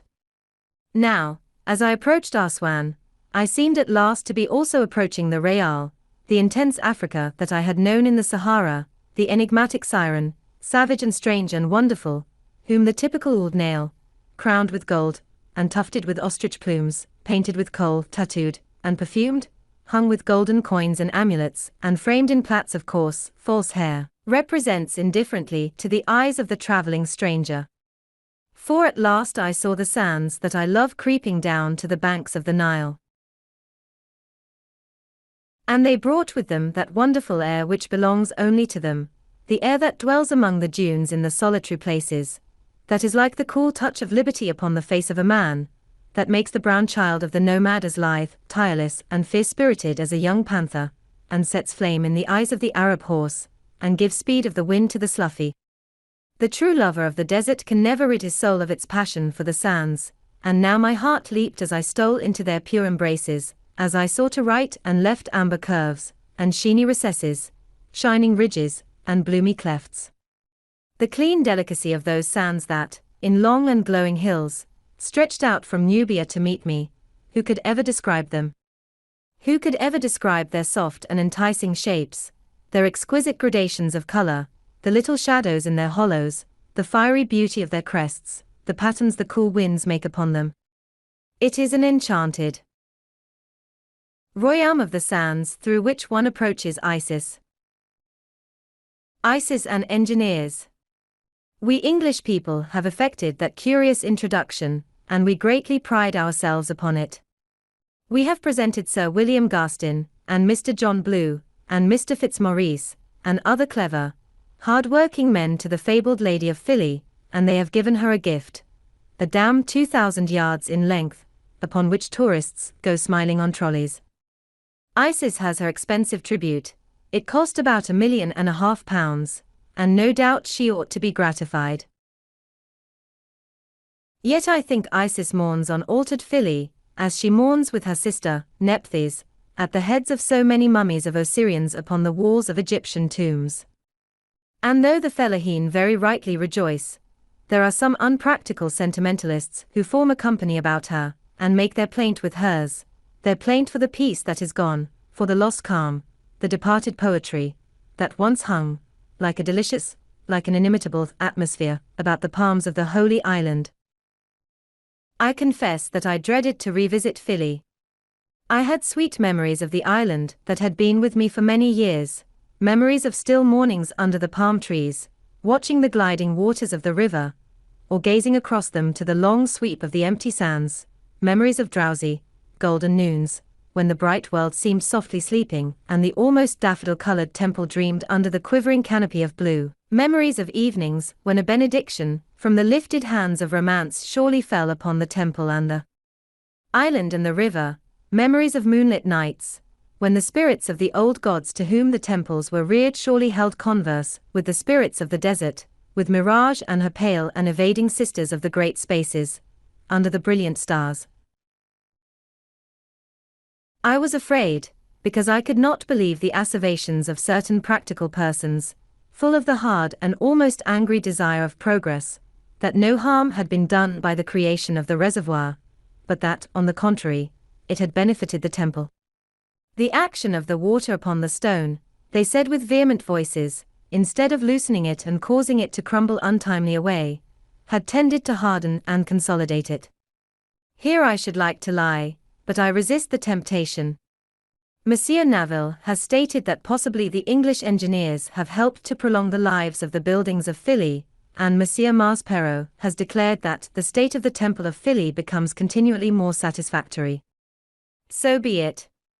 Longevity has been, by a happy chance, secured. But what of beauty? What of the beauty of the past, and what of the schemes for the future? Is Philly even to be left as it is? Or are the waters of the Nile to be artificially raised still higher, until Philly ceases to be? Soon, no doubt, an answer will be given. Meanwhile, instead of the little island that I knew, and thought a little paradise breathing out enchantment in the midst of titanic sterility, I found a something diseased. Philly now, when out of the water, as it was all the time when I was last in Egypt, looks like a thing stricken with some creeping malady, one of those maladies which begin in the lower members of a body, and work their way gradually but inexorably upward to the trunk, until they attain the heart. I came to it by the desert, and descended to Shellal with its railway station, its workmen's buildings, its tents, its dozens of screens to protect the hewers of stone from the burning rays of the sun, its bustle of people, of overseers, engineers and workmen, Egyptian, Nubian, Italian and Greek. The silence I had known was gone, though the desert lay all around, the great sands, the great masses of granite that look as if patiently waiting to be fashioned into obelisks and sarcophagi and statues. But away there across the bend of the river, dominating the ugly rummage of this intrusive beehive of human bees, sheer grace overcoming strength both of nature and human nature, rose the fabled Pharaoh's bed, gracious, tender from shell, almost delicately perfect, and glowing with pale gold against the grim background of the hills on the western shore. It seemed to plead for mercy, like something feminine threatened with outrage, to protest through its mere beauty, as a woman might protest by an attitude against further desecration. And in the distance the Nile roared through the many gates of the dam, making answer to the protest. What irony was in this scene! In the old days of Egypt, Philly was sacred ground, was the Nile-protected home of sacerdotal mysteries, was a veritable Mecca to the believers in Osiris, to which it was forbidden even to draw near without permission. The ancient Egyptians swore solemnly, by him who sleeps in Philly. Now they sometimes swear angrily at him who wakes in, or at least by, Philly, and keeps them steadily going at their appointed tasks. And instead of it being forbidden to draw near to a sacred spot, needy men from foreign countries flock thither in eager crowds, not to worship in beauty, but to earn a living wage. And Pharaoh's bed looks out over the water and seems to wonder what will be the end. I was glad to escape from Shellal, pursued by the shriek of an engine announcing its departure from the station, glad to be on the quiet water, to put it between me and that crowd of busy workers. Before me I saw a vast lake, not unlovely, where once the Nile flowed swiftly, far off a grey smudge, the very damnable dam. All around me was a grim and cruel world of rocks, and of hills that look almost like heaps of rubbish, some of them grey, some of them in colour so dark that they resemble the lava torrents petrified near Catania, or the black country in England through which one rushes on one's way to the north. Just here and there, sweetly almost as the pink blossoms of the wild oleander, which I have seen from Sicilian seas lifting their heads from the crevices of sea rocks, the amber and rosy sands of Nubia smiled down over grit, stone and granite. The setting of Philly is severe. Even in bright sunshine it has an iron look. On a grey or stormy day, it would be forbidding, or even terrible. In the old winters and springs one loved Philly the more, because of the contrast of its setting with its own lyrical beauty, its curious tenderness of charm, a charm in which the isle itself was mingled with its buildings. But now, and before my boat had touched the quay, I saw that the island must be ignored, if possible. The water with which it is entirely covered, during a great part of the year seems to have cast a blight upon it. The very few palms have a drooping and tragic air. The ground has a gangrened appearance, and much of it shows a crawling mass of unwholesome-looking plants, which seem crouching down as if ashamed of their brutal exposure by the receded river, and of harsh and yellow-green grass, unattractive to the eyes. As I stepped on shore I felt as if I were stepping on disease. But at least there were the buildings undisturbed by any outrage. Again I turned toward Pharaoh's bed, toward the temple standing apart from it, which already I had seen from the desert, near Shellal, gleaming with its gracious sand yellow, lifting its series of straight lines of masonry above the river and the rocks, looking from a distance, very simple, with a simplicity like that of clear water, but as enticing as the light on the first real day of spring. I went first to Pharaoh's bed. Imagine a woman with a perfectly lovely face, with features as exquisitely proportioned as those, say, of Praxiteles, a statue of the Cnidian Aphrodite, for which King Nicomedes was willing to remit the entire national debt of Cnidus, and with a warmly white rose-leaf complexion, one of those complexions one sometimes sees in Italian women, colorless, yet suggestive almost of glow, of purity, with the flame of passion behind it. Imagine that woman attacked by a malady which leaves her features exactly as they were, but which changes the color of her face, from the throat upward to just beneath the nose, from the warm white to a mottled, grayish hue. Imagine the line that would seem to be traced between the two complexions, the mottled gray below the warm white still glowing above. Imagine this, and you have Pharaoh's bed and the Temple of Philly as they are today. 17. Pharaoh's bed. Pharaoh's bed, which stands alone close to the Nile on the eastern side of the island, is not one of those rugged, majestic buildings, full of grandeur and splendor, which can carry off, as it were, a cruelly imposed ugliness without being affected as a whole. It is, on the contrary, a small, almost an airy, and a femininely perfect thing, in which a singular loveliness of form was combined with a singular loveliness of color. The spell it threw over you was not so much a spell woven of details, as a spell woven of divine uniformity. To put it in very practical language, Pharaoh's bed was all of a piece. The form was married to the color. The color seemed to melt into the form. It was indeed a bed in which the soul that worships beauty could rest happily entranced. Nothing jarred. Antiquaries say that apparently this building was left unfinished. That may be so. But for all that, it was one of the most finished things in Egypt, essentially a thing to inspire within one the perfect calm that is Greek. The blighting touch of the Nile, which has changed the beautiful pale yellow of the stone of the lower part of the building to a hideous and dreary grey, which made me think of a steel knife on which liquid has been spilt and allowed to run, has destroyed the uniformity, the balance, the faultless melody lifted up by form and color. And so it is with the temple. It is, as it were, cut in two by the intrusion into it of this hideous, mottled complexion left by the receded water.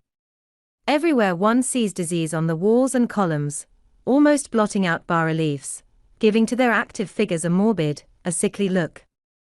The effect is specially distressing in the open court that precedes the temple dedicated to the Lady of Philae. In this court, which is at the southern end of the island, the Nile at certain seasons is now forced to rise very nearly as high as the capitals of many of the columns. The consequence of this is that here the disease seems making rapid strides. One feels it is drawing near to the heart, and that the poor, doomed invalid may collapse at any moment. Yes, there is much to make one sad at Philae. But how much of pure beauty there is left, of beauty that merely protests against any further outrage. As there is something epic in the grandeur of the Lotus Hall at Karnak, so there is something lyrical in the soft charm of the Philae temple. Certain things or places, certain things in certain places, always suggest to my mind certain people in whose genius I take delight, who have won me and moved me by their art. Whenever I go to Philae, the name of Shelley comes to me. I scarcely could tell why. I have no special reason to connect Shelley with Philae. But when I see that almost airy loveliness of stone, so simply elegant, so, somehow, spring-like in its pale-colored beauty, its happy, daffodil charm, with its touch of the Greek, the sensitive hand from Attica stretched out over Nubia, I always think of Shelley. I think of Shelley, the youth who dived down into the pool so deep that it seemed he was lost forever to the sun. I think of Shelley, the poet, full of a lyric ecstasy, who was himself like an embodied longing for something afar from the sphere of our sorrow. Lyrical Philae is like a temple of dreams, and of all poets Shelley might have dreamed the dream and have told it to the world in a song. For all its solidity, there are a strange lightness and grace in the temple of Philae. There is an elegance you will not find in the other temples of Egypt. But it is an elegance quite undefiled by weakness, by any sentimentality.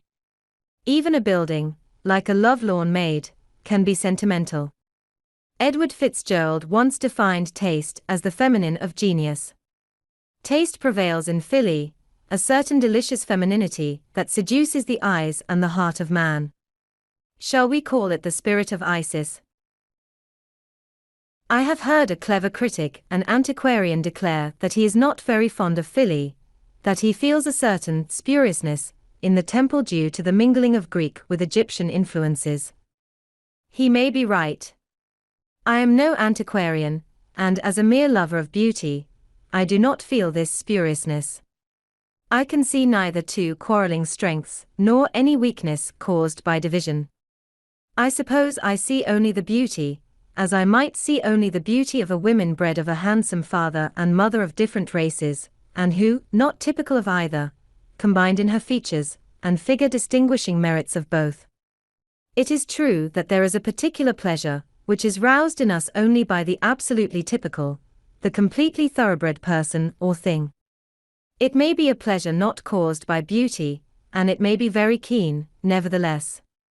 When it is combined with the joy roused in us by all beauty, it is a very pure emotion of exceptional delight. Philly does not, perhaps, give this emotion. But it certainly has a lovableness that attaches the heart in a quite singular degree.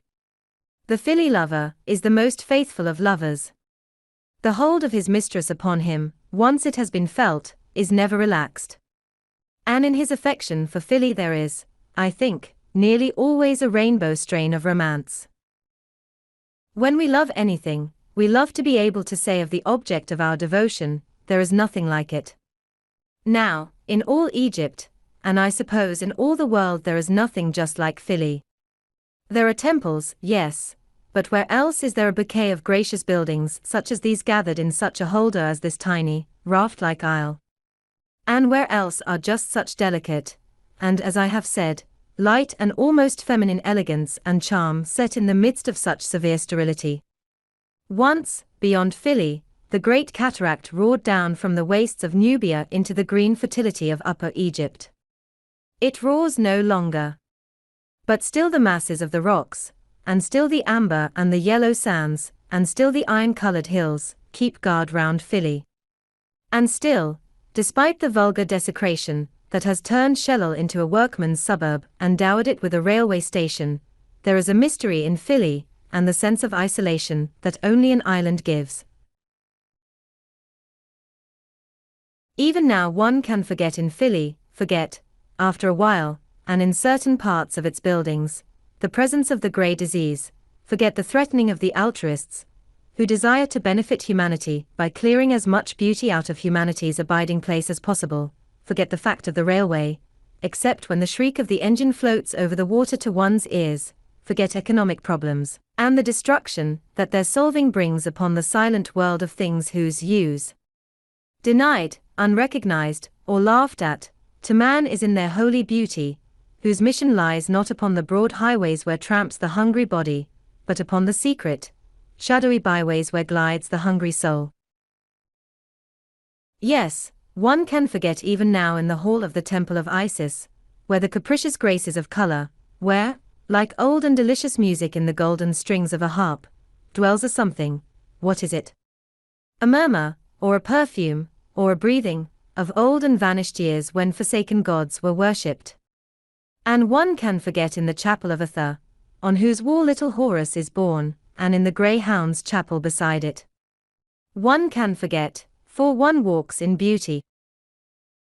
Lovely are the doorways in Philly, enticing are the shallow steps that lead one onward and upward, gracious the yellow towers that seem to smile a quiet welcome. And there is one chamber that is simply a place of magic, the Hall of the Flowers. It is this chamber which always makes me think of Philly as a lovely temple of dreams, this silent, retired chamber, where some fabled princess might well have been touched to a long, long sleep of enchantment, and lain for years upon years among the magical flowers, the lotus and the palm and the papyrus. In my youth it made upon me an indelible impression. Through intervening years, filled with many new impressions, many wanderings, many visions of beauty in other lands, that retired, painted chamber had not faded from my mind, or shall I say from my heart.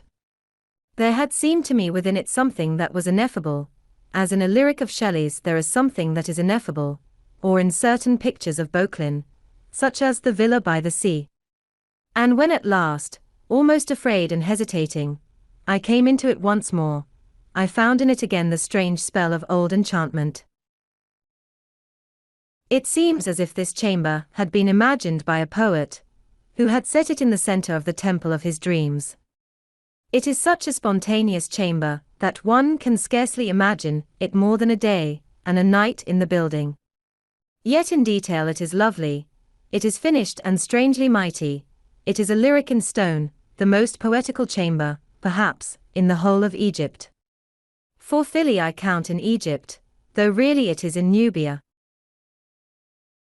One who has not seen Philly may perhaps wonder how a tall chamber of solid stone, containing heavy and soaring columns, can be like a lyric of Shelley's, can be exquisitely spontaneous, and yet hold a something of mystery that makes one tread softly in it, and fear to disturb within it some lovely sleeper of Nubia, some princess of the Nile.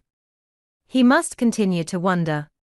To describe this chamber calmly, as I might, for instance, describe the temple of De, would be simply to destroy it.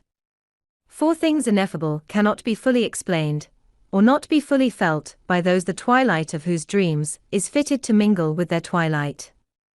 They who are meant to love with ordus appassionant pour la passion. And they who are meant to take and to keep the spirit of a dream, whether it be hidden in a poem, or held in the cup of a flower, or enfolded in arms of stone, will surely never miss it, even though they can hear roaring loudly above its elfin voice the cry of directed waters rushing down to Upper Egypt. How can one disentangle from their tapestry web the different threads of a spell? And even if one could hold them up, and explain, the cause of the spell is that this comes in contact with this, and that this, which I show you, blends with, fades into, this, how could it advantage anyone? Nothing could be made clearer, nothing be really explained. The ineffable is, and must ever remain, something remote and mysterious. And so one may say many things of this painted chamber of Philae, and yet never convey, perhaps never really know, the innermost cause of its charm. In it there is obvious beauty of form, and a seizing beauty of color, beauty of sunlight and shadow, of antique association. This turquoise blue is enchanting, and Isis was worshipped here. What has the one to do with the other? Nothing, and yet how much? For is not each of these facts a thread in the tapestry web of the spell? The eyes see the rapture of this very perfect blue. The imagination hears, as if very far off, the solemn chanting of priests, and smells the smoke of strange perfumes, and sees the long, aquiline nose and the thin, haughty lips of the goddess.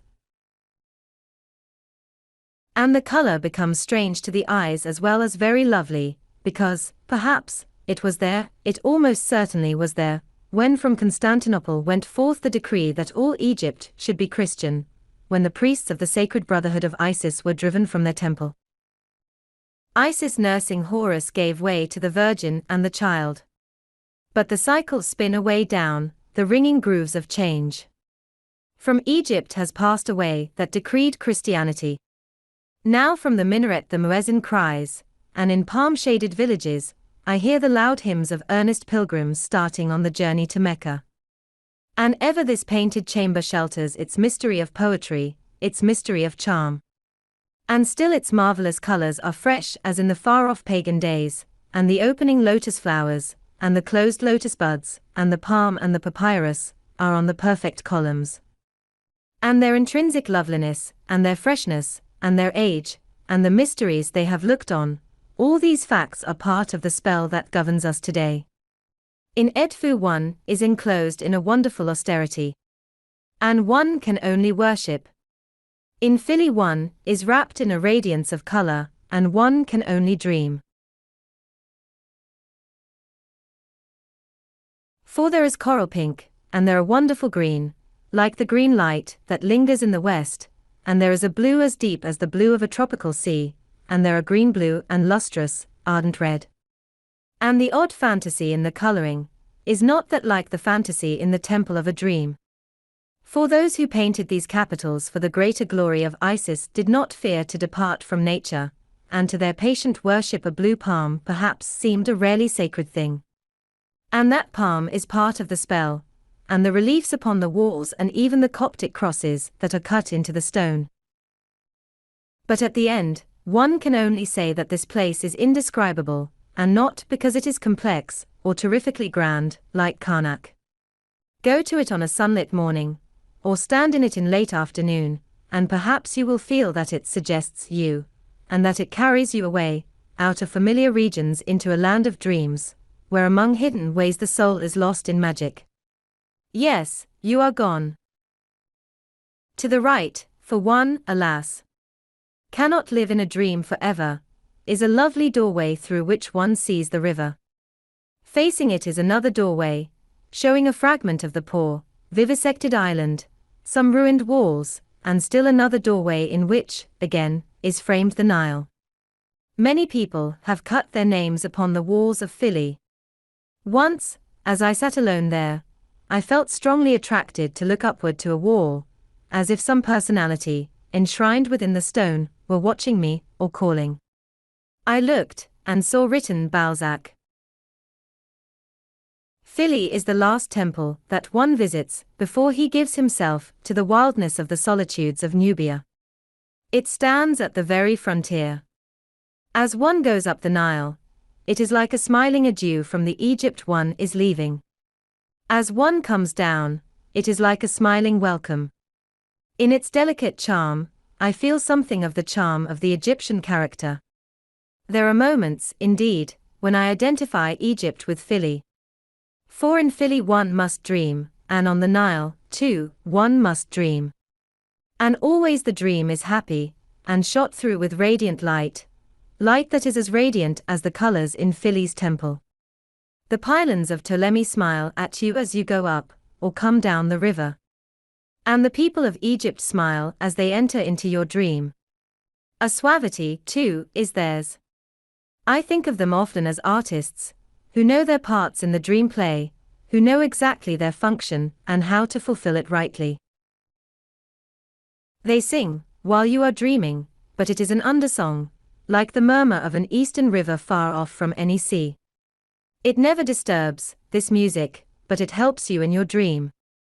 And they are softly gay. And in their eyes there is often the gleam of sunshine, for they are the children, but not grown men, of the sun. That, indeed, is one of the many strange things in Egypt, the youthfulness of its age, the childlikeness of its almost terrible antiquity. One goes there to look at the oldest things in the world and to feel perpetually young, young as Philly is young, as a lyric of Shelley's is young, as all of our daydreams are young, as the people of Egypt are young. Oh, that Egypt could be kept as it is, even as it is now, that Philly could be preserved even as it is now.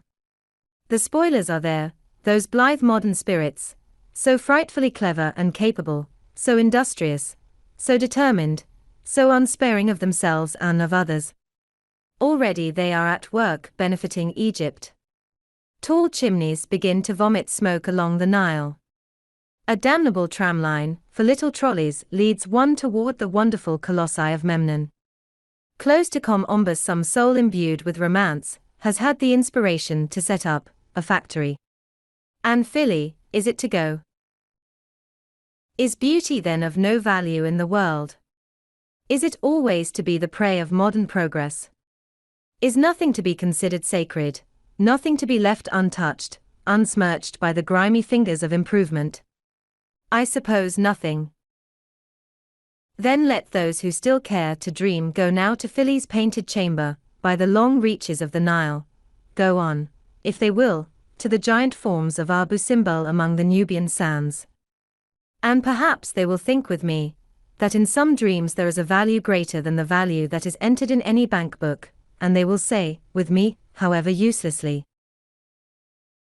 leave to the world some dreams, some places in which to dream, for if it needs dams to make the grain grow in the stretches of land that were barren, and railways and tram lines, and factory chimneys that vomit black smoke in the face of the sun, surely it needs also painted chambers of Philly and the silence that comes down from Isis.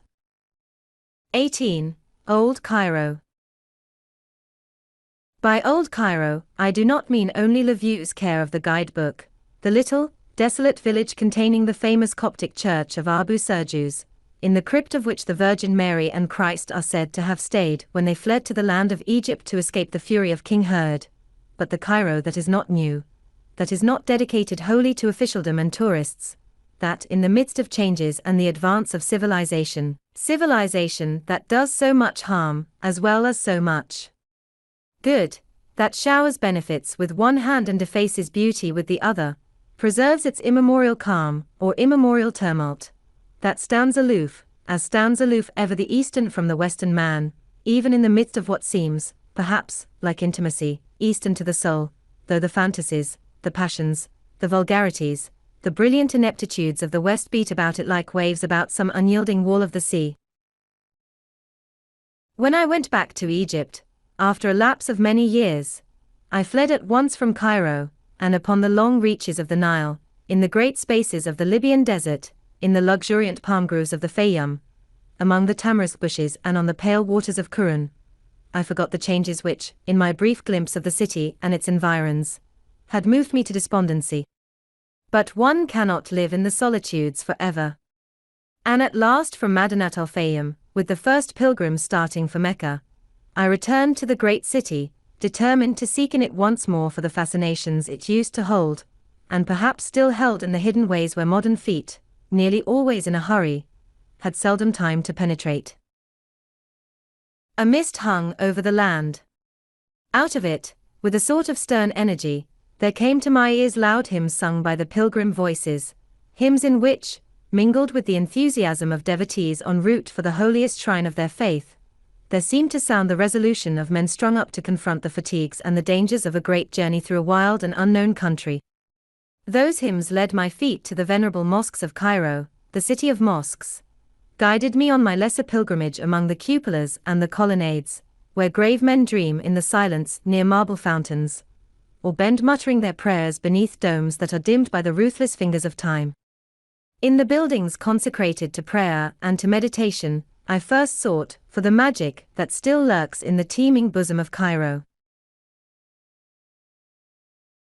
Long as I had sought it elsewhere, in the brilliant bazaars by day, and by night in the winding alleys, where the dark-eyed Jews looked stealthily forth from the low-browed doorways, where the Circassian girls promenade, gleaming with golden coins and barbaric jewels, where the air is alive with music that is feverish and antique, and in strangely lighted interiors one sees forms clad in brilliant draperies, or severely draped in the simplest pale blue garments, moving in languid dances. Fluttering painted figures, bending, swaying, dropping down, like the forms that people a dream. In the bazaars is the passion for gain, in the alleys of music and light is the passion for pleasure, in the mosques is the passion for prayer that connects the souls of men with the unseen, but strongly felt world. Each of these passions is old, each of these passions in the heart of Islam is fierce. On my return to Cairo I sought for the hidden fire that is magic in the dusky places of prayer.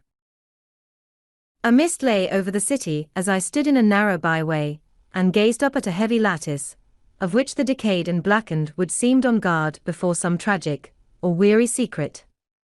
Before me was the entrance to the Mosque of Ibn Tuluan, older than any mosque in Cairo save only the Mosque of Amru. It is approached by a flight of steps, on each side of which stand old, impenetrable houses. Above my head, strung across from one house to the other, were many little red and yellow flags ornamented with gold lozenges. These were to bear witness that in a couple of days' time, from the great open place beneath the citadel of Cairo, the sacred carpet was to set out on its long journey to Mecca. My guide struck on a door and uttered a fierce cry. A small shutter in the blackened lattice was opened, and a young girl, with kohl-tinted eyelids, and a brilliant yellow handkerchief tied over her coarse black hair, leaned out, held a short parley, and vanished, drawing the shutter to behind her. The mist crept about the tawdry flags, a heavy door creaked, whined on its hinges, and from the house of the girl there came an old, fat man bearing a mighty key. In a moment, I was free of the Mosque of Ibn Tuluan. I ascended the steps, passed through a doorway, and found myself on a piece of waste ground, flanked on the right by an old, mysterious wall, and on the left by the long wall of the mosque, from which close to me rose a grey, unornamented minaret, full of the plain dignity of unpretending age. Upon its summit was perched a large and weary-looking bird with draggled feathers, which remained so still that it seemed to be a sad ornament set there above the city, and watching it forever with eyes that could not see. At right angles, touching the mosque, was such a house as one can see only in the East, fantastically old, fantastically decayed, bleared, discolored, filthy, melancholy, showing hideous windows, like windows in the slum of a town set above coal pits in a colliery district, a degraded house, and yet a house which roused the imagination and drove it to its work. In this building once dwelt the high priest of the mosque. This dwelling, the ancient wall, the grey minaret with its motionless bird, the lamentable waste ground at my feet, prepared me rightly to appreciate the bit of old Cairo I had come to see. People who are bored by Gothic churches would not love the Mosque of Ibn Tuluan. No longer is it used for worship. It contains no praying life. Abandoned, bare, and devoid of all lovely ornament, it stands like some hoary patriarch, naked and calm, waiting its destined end without impatience and without fear. It is a fatalistic mosque, and is impressive, like a fatalistic man. The great court of it, 300 feet square, with pointed arches supported by piers, double, and on the side looking toward Mecca quintuple arcades, has a great dignity of somber simplicity. Not grace, not a light elegance of soaring beauty, but massiveness and heavy strength are distinguishing features of this mosque. Even the octagonal basin, and its protecting cupola that stands in the middle of the court lack the charm that belongs to so many of the fountains of Cairo. There are two minarets, the minaret of the bird, and a larger one, approached by a big stairway up which, so my dragoman told me, a sultan whose name I have forgotten loved to ride his favorite horse. Upon the summit of this minaret, I stood for a long time, looking down over the city. Grey it was that morning, almost as London is grey, but the sounds that came up softly to my ears out of the mist were not the sounds of London. Those many minarets, almost like columns of fog rising above the cupolas, spoke to me of the east even upon this sad and sunless morning. Once from where I was standing at the time appointed went forth the call to prayer, and in the barren court beneath me there were crowds of ardent worshippers. Stern men paced upon the huge terrace, just at my feet fingering their heads, and under that heavy cupola were made the long ablutions of the faithful. But now no man comes to this old place, no murmur to God disturbs the heavy silence. And the silence, and the emptiness, and the greyness under the long arcades, all seem to make a tremulous proclamation, all seem to whisper, I am very old, I am useless, I cumber the earth. Even the Mosque of Amru, which stands also on ground that looks gone to waste, near dingy and squat houses built with grey bricks, seems less old than this Mosque of Ibn Tuluan. For its long facade is striped with white and apricot, and there are lebbek trees growing in its court near the two columns, between which if you can pass you are assured of heaven. But the Mosque of Ibn Tuluan, seen upon a sad day, makes a powerful impression, and from the summit of its minaret you are summoned by the many minarets of Cairo to make the pilgrimage of the mosques, to pass from the broken arches of these Saracenic cloisters to the Blue Mosque, the Red Mosque, the mosques of Muhammad Ali, of Sultan Hassan, of Kate Bey, of El Azhar, and so on to the Coptic Church, that is the silent center of Old Cairo. It is said that there are over 400 mosques in Cairo. As I looked down from the minaret of Ibn Tuluan, they called me through the mist that blotted completely out all the surrounding country, as if it would concentrate my attention upon the places of prayer, during these holy days when the pilgrims were crowding in to depart with the holy carpet. And I went down by the staircase of the house, and in the mist I made my pilgrimage. As everyone who visits Rome goes to St. Peter's, so everyone who visits Cairo goes to the Mosque of Muhammad Ali in the Citadel, a gorgeous building in a magnificent situation, the interior of which always makes me think of court functions, and of the pomp of life, rather than of prayer and self-denial. More attractive to me is the Blue Mosque, to which I returned again and again, enticed almost as by the fascination of the living blue of a summer day. This mosque, which is the Mosque of Ibrahim Aga, but which is familiarly known to its lovers as the Blue Mosque, lies to the left of a ramshackle street, and from the outside does not look specially inviting. Even when I passed through its door, and stood in the court beyond, at first I felt not its charm.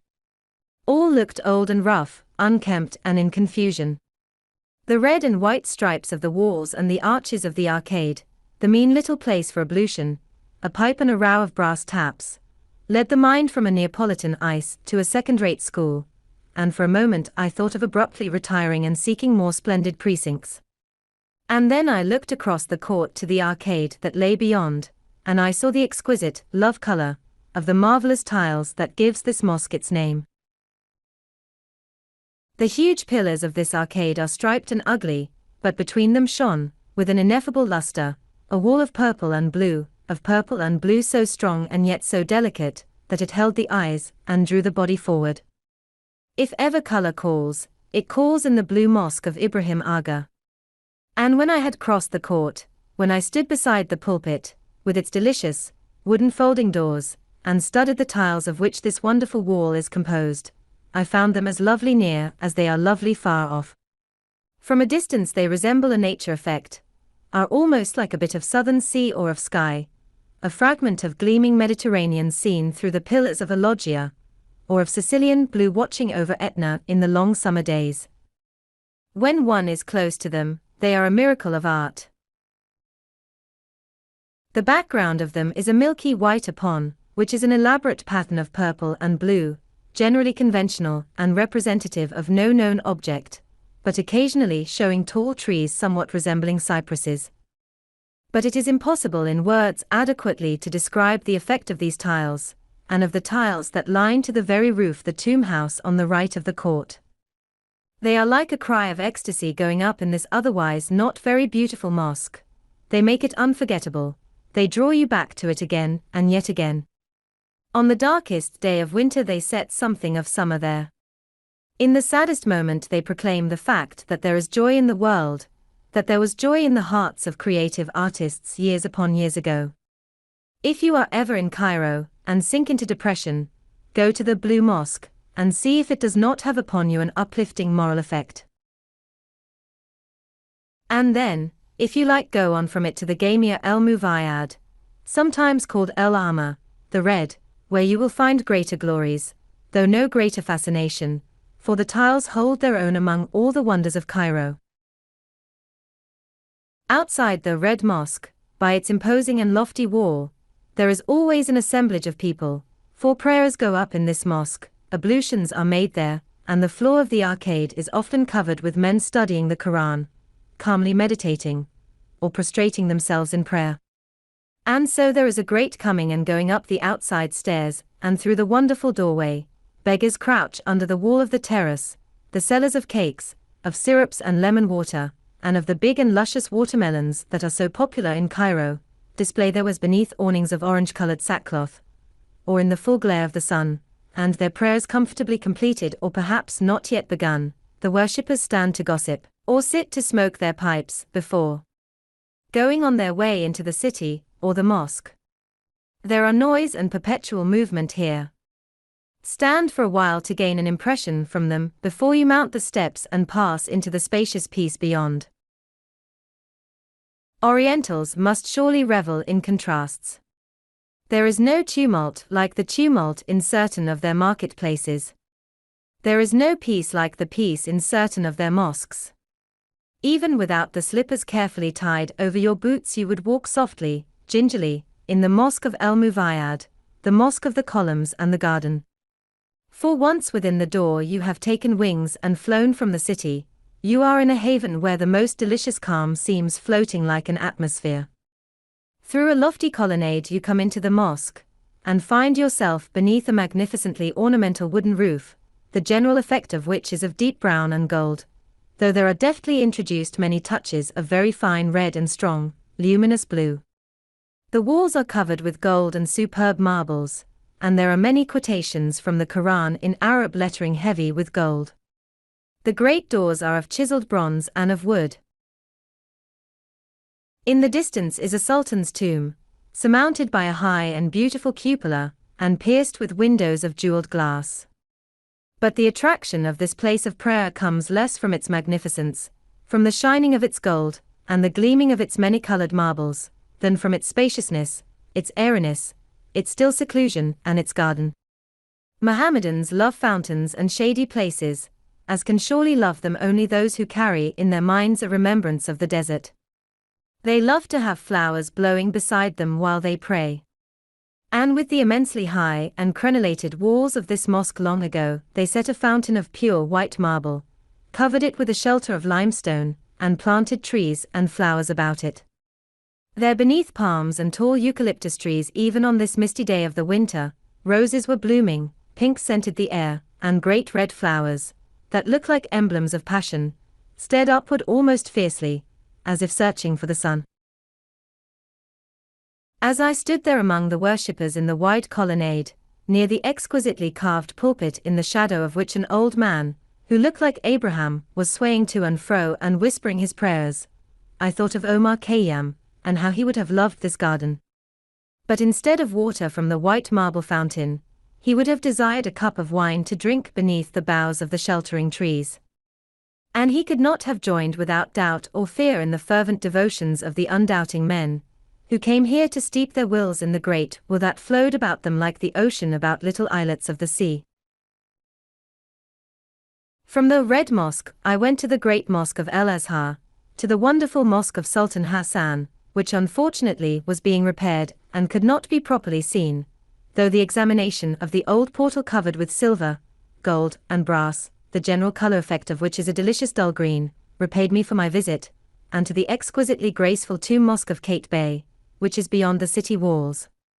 But though I visited these, and many other mosques and tombs, including the tombs of the Caliphs, and the extremely smart modern tombs of the family of the present Khedive of Egypt, no building dedicated to worship, or to the cult of the dead, left a more lasting impression upon my mind than the Coptic church of Abu Serjus, or Abu Saga, which stands in the desolate and strangely antique quarter called Old Cairo. Old indeed it seems, almost terribly old. Silent and desolate is it, untouched by the vivid life of the rich and prosperous Egypt of today, a place of sad dreams, a place of ghosts, a place of living specters. I went to it alone. Any companion, however dreary, would have tarnished the perfection of the impression Old Cairo, and its Coptic church, can give to the lonely traveler. I descended to a gigantic door of palm wood, which was set in an old brick arch. This door upon the outside was sheeted with iron. When it opened, I left behind me the world I knew, the world that belongs to us of today, with its animation, its impetus, its flashing changes, its sweeping hurry and go. I stepped at once into, surely, some moldering century long hidden in the dark womb of the forgotten past.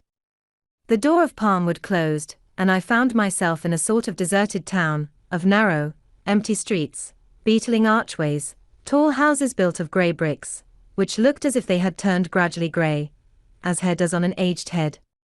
Very, very tall were these houses. They all appeared horribly, almost indecently, old. As I stood and stared at them, I remembered a story of a Russian friend of mine, a landed proprietor, on whose country estate dwelt a peasant woman who lived to be over 100. Each year when he came from Petersburg, this old woman arrived to salute him. At last she was 104, and when he left his estate for the winter, she bade him goodbye forever. Forever. But, lo! The next year there she still was, 105 years old, deeply ashamed and full of apologies for being still alive. I cannot help it, she said. I ought no longer to be here, but it seems I do not know anything. I do not know even how to die. The grey, tall houses of Old Cairo do not know how to die. So there they stand, showing their haggard facades, which are broken by protruding, worm-eaten, wooden lattices not unlike the shaggy, protuberant eyebrows, which sometimes sprout above bleared eyes that have seen too much. No one looked out from these lattices.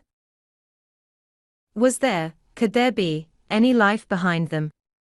Did they conceal harems of centenarian women with wrinkled faces, and corrugated necks and hands? Here and there drooped down a string terminating in a lamp covered with minute dust, that wavered in the wintry wind, which stole tremulously between the houses. And the houses seemed to be leaning forward, as if they were fain to touch each other and leave no place for the wind, as if they would blot out the exiguous alleys, so that no life should ever venture to stir through them again. Did the eyes of the Virgin Mary, did the baby eyes of the Christ child, ever gaze upon these buildings? One could almost believe it. One could almost believe that already these buildings were there when, Fleeing from the wrath of Herd, mother and child sought the shelter of the crypt of Abu Saga. I went on, walking with precaution, and presently I saw a man. He was sitting collapsed beneath an archway, and he looked older than the world. He was clad in what seemed like a sort of cataract of multicolored rags. An enormous white beard flowed down over his shrunken breast. His face was a mass of yellow wrinkles. His eyes were closed. His yellow fingers were twined about a wooden staff. Above his head was drawn a patched hood. Was he alive or dead? I could not tell, and I passed him on tiptoe. And going always with precaution between the tall, grey houses and beneath the lowering arches, I came at last to the Coptic church. Near it, in the street, were several Copts, large, fat, yellow-skinned, apparently sleeping, in attitudes that made them look like bundles. I woke one up, and asked to see the church.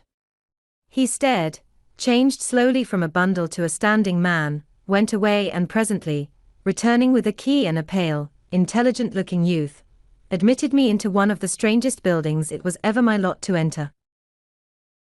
The average Coptic church is far less fascinating than the average mosque, but the church of Abu Saga is like no other church that I visited in Egypt. Its aspect of hoary age makes it strangely, almost thrillingly impressive. Now and then, in going about the world, one comes across a human being, like the white-bearded man beneath the arch, who might be 1,000 years old, 2,000, anything, whose appearance suggests that he or she, perhaps, was of the company which was driven out of Eden, but that the expulsion was not recorded. And now and then one happens upon a building that creates the same impression. Such a building is this church. It is known and recorded that more than 1,000 years ago it had a patriarch whose name was Shanuti, but it is supposed to have been built long before that time, and parts of it look as if they had been set up at the very beginning of things.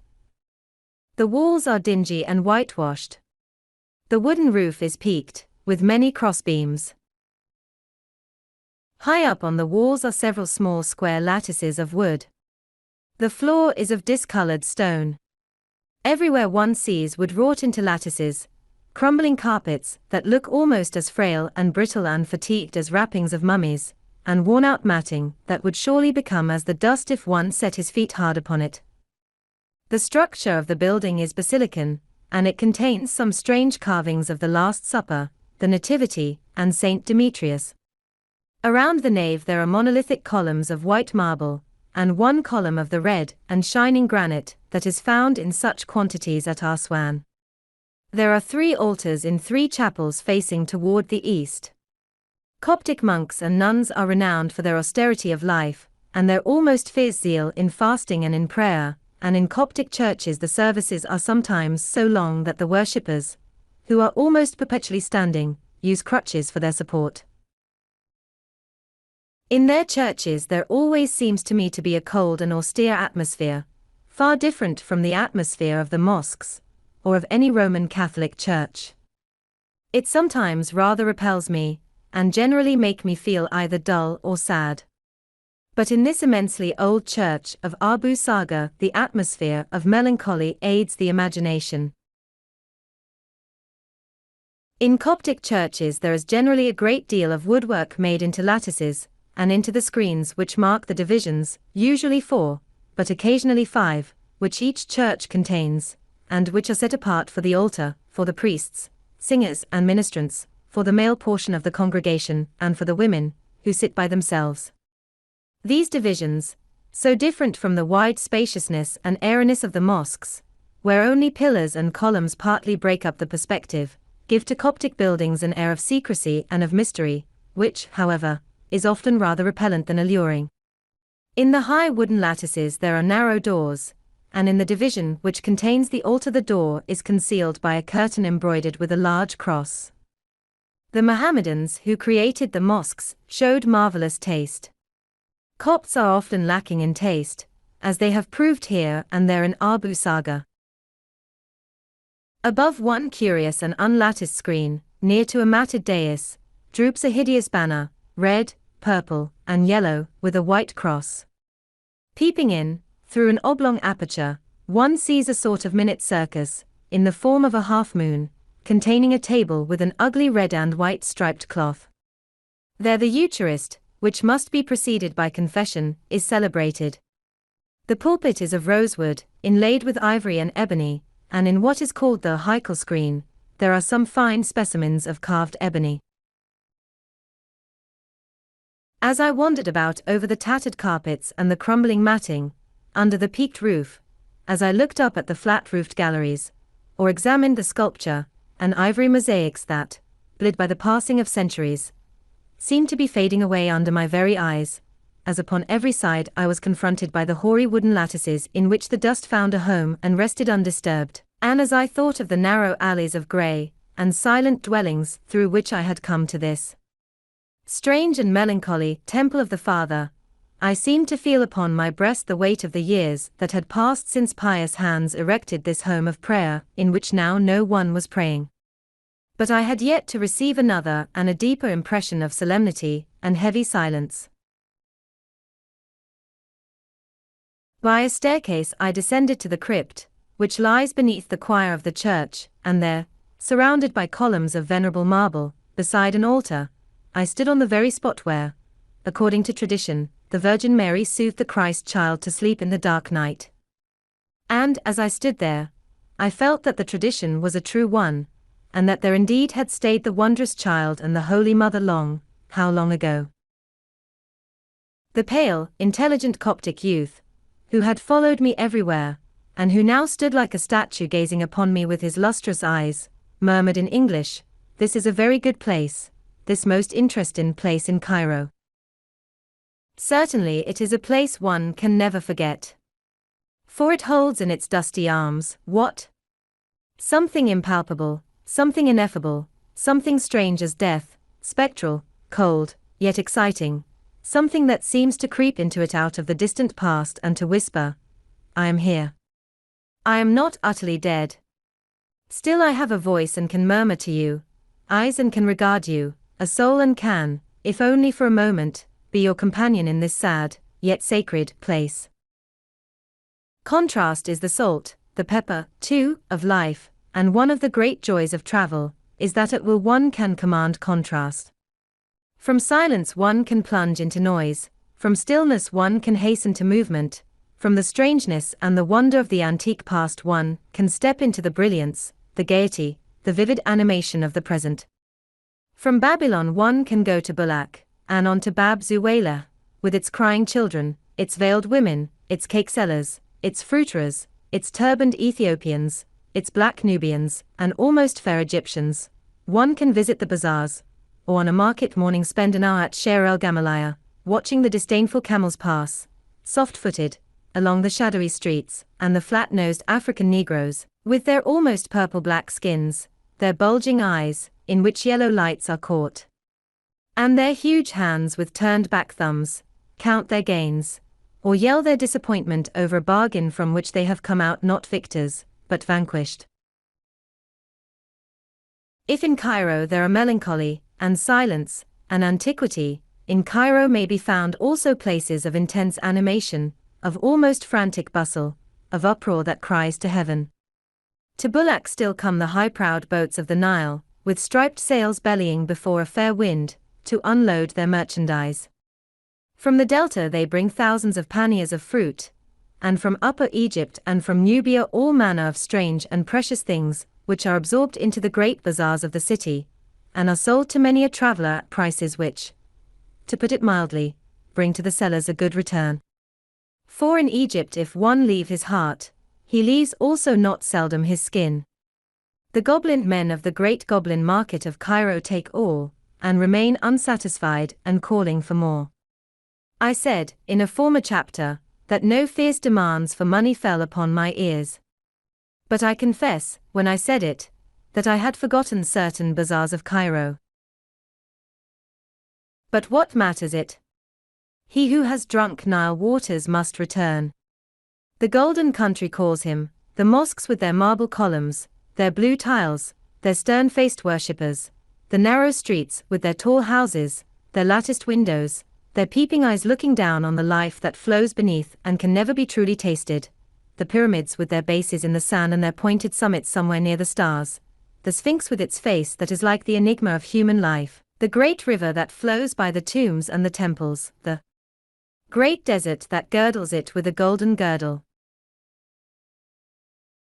Egypt calls, even across the space of the world, and across the space of the world he who knows it is ready to come, obedient to its summons, because enthralled to the eternal fascination of the land of sand and ruins and gold, the land of the charmed serpent, the land of the afterglow, that may fade away from the sky above the mountains of Libya, but that fades never from the memory of one who has seen it from the base of some great column, or the top of some mighty pylon, the land that has a spell, wonderful, beautiful Egypt. The end.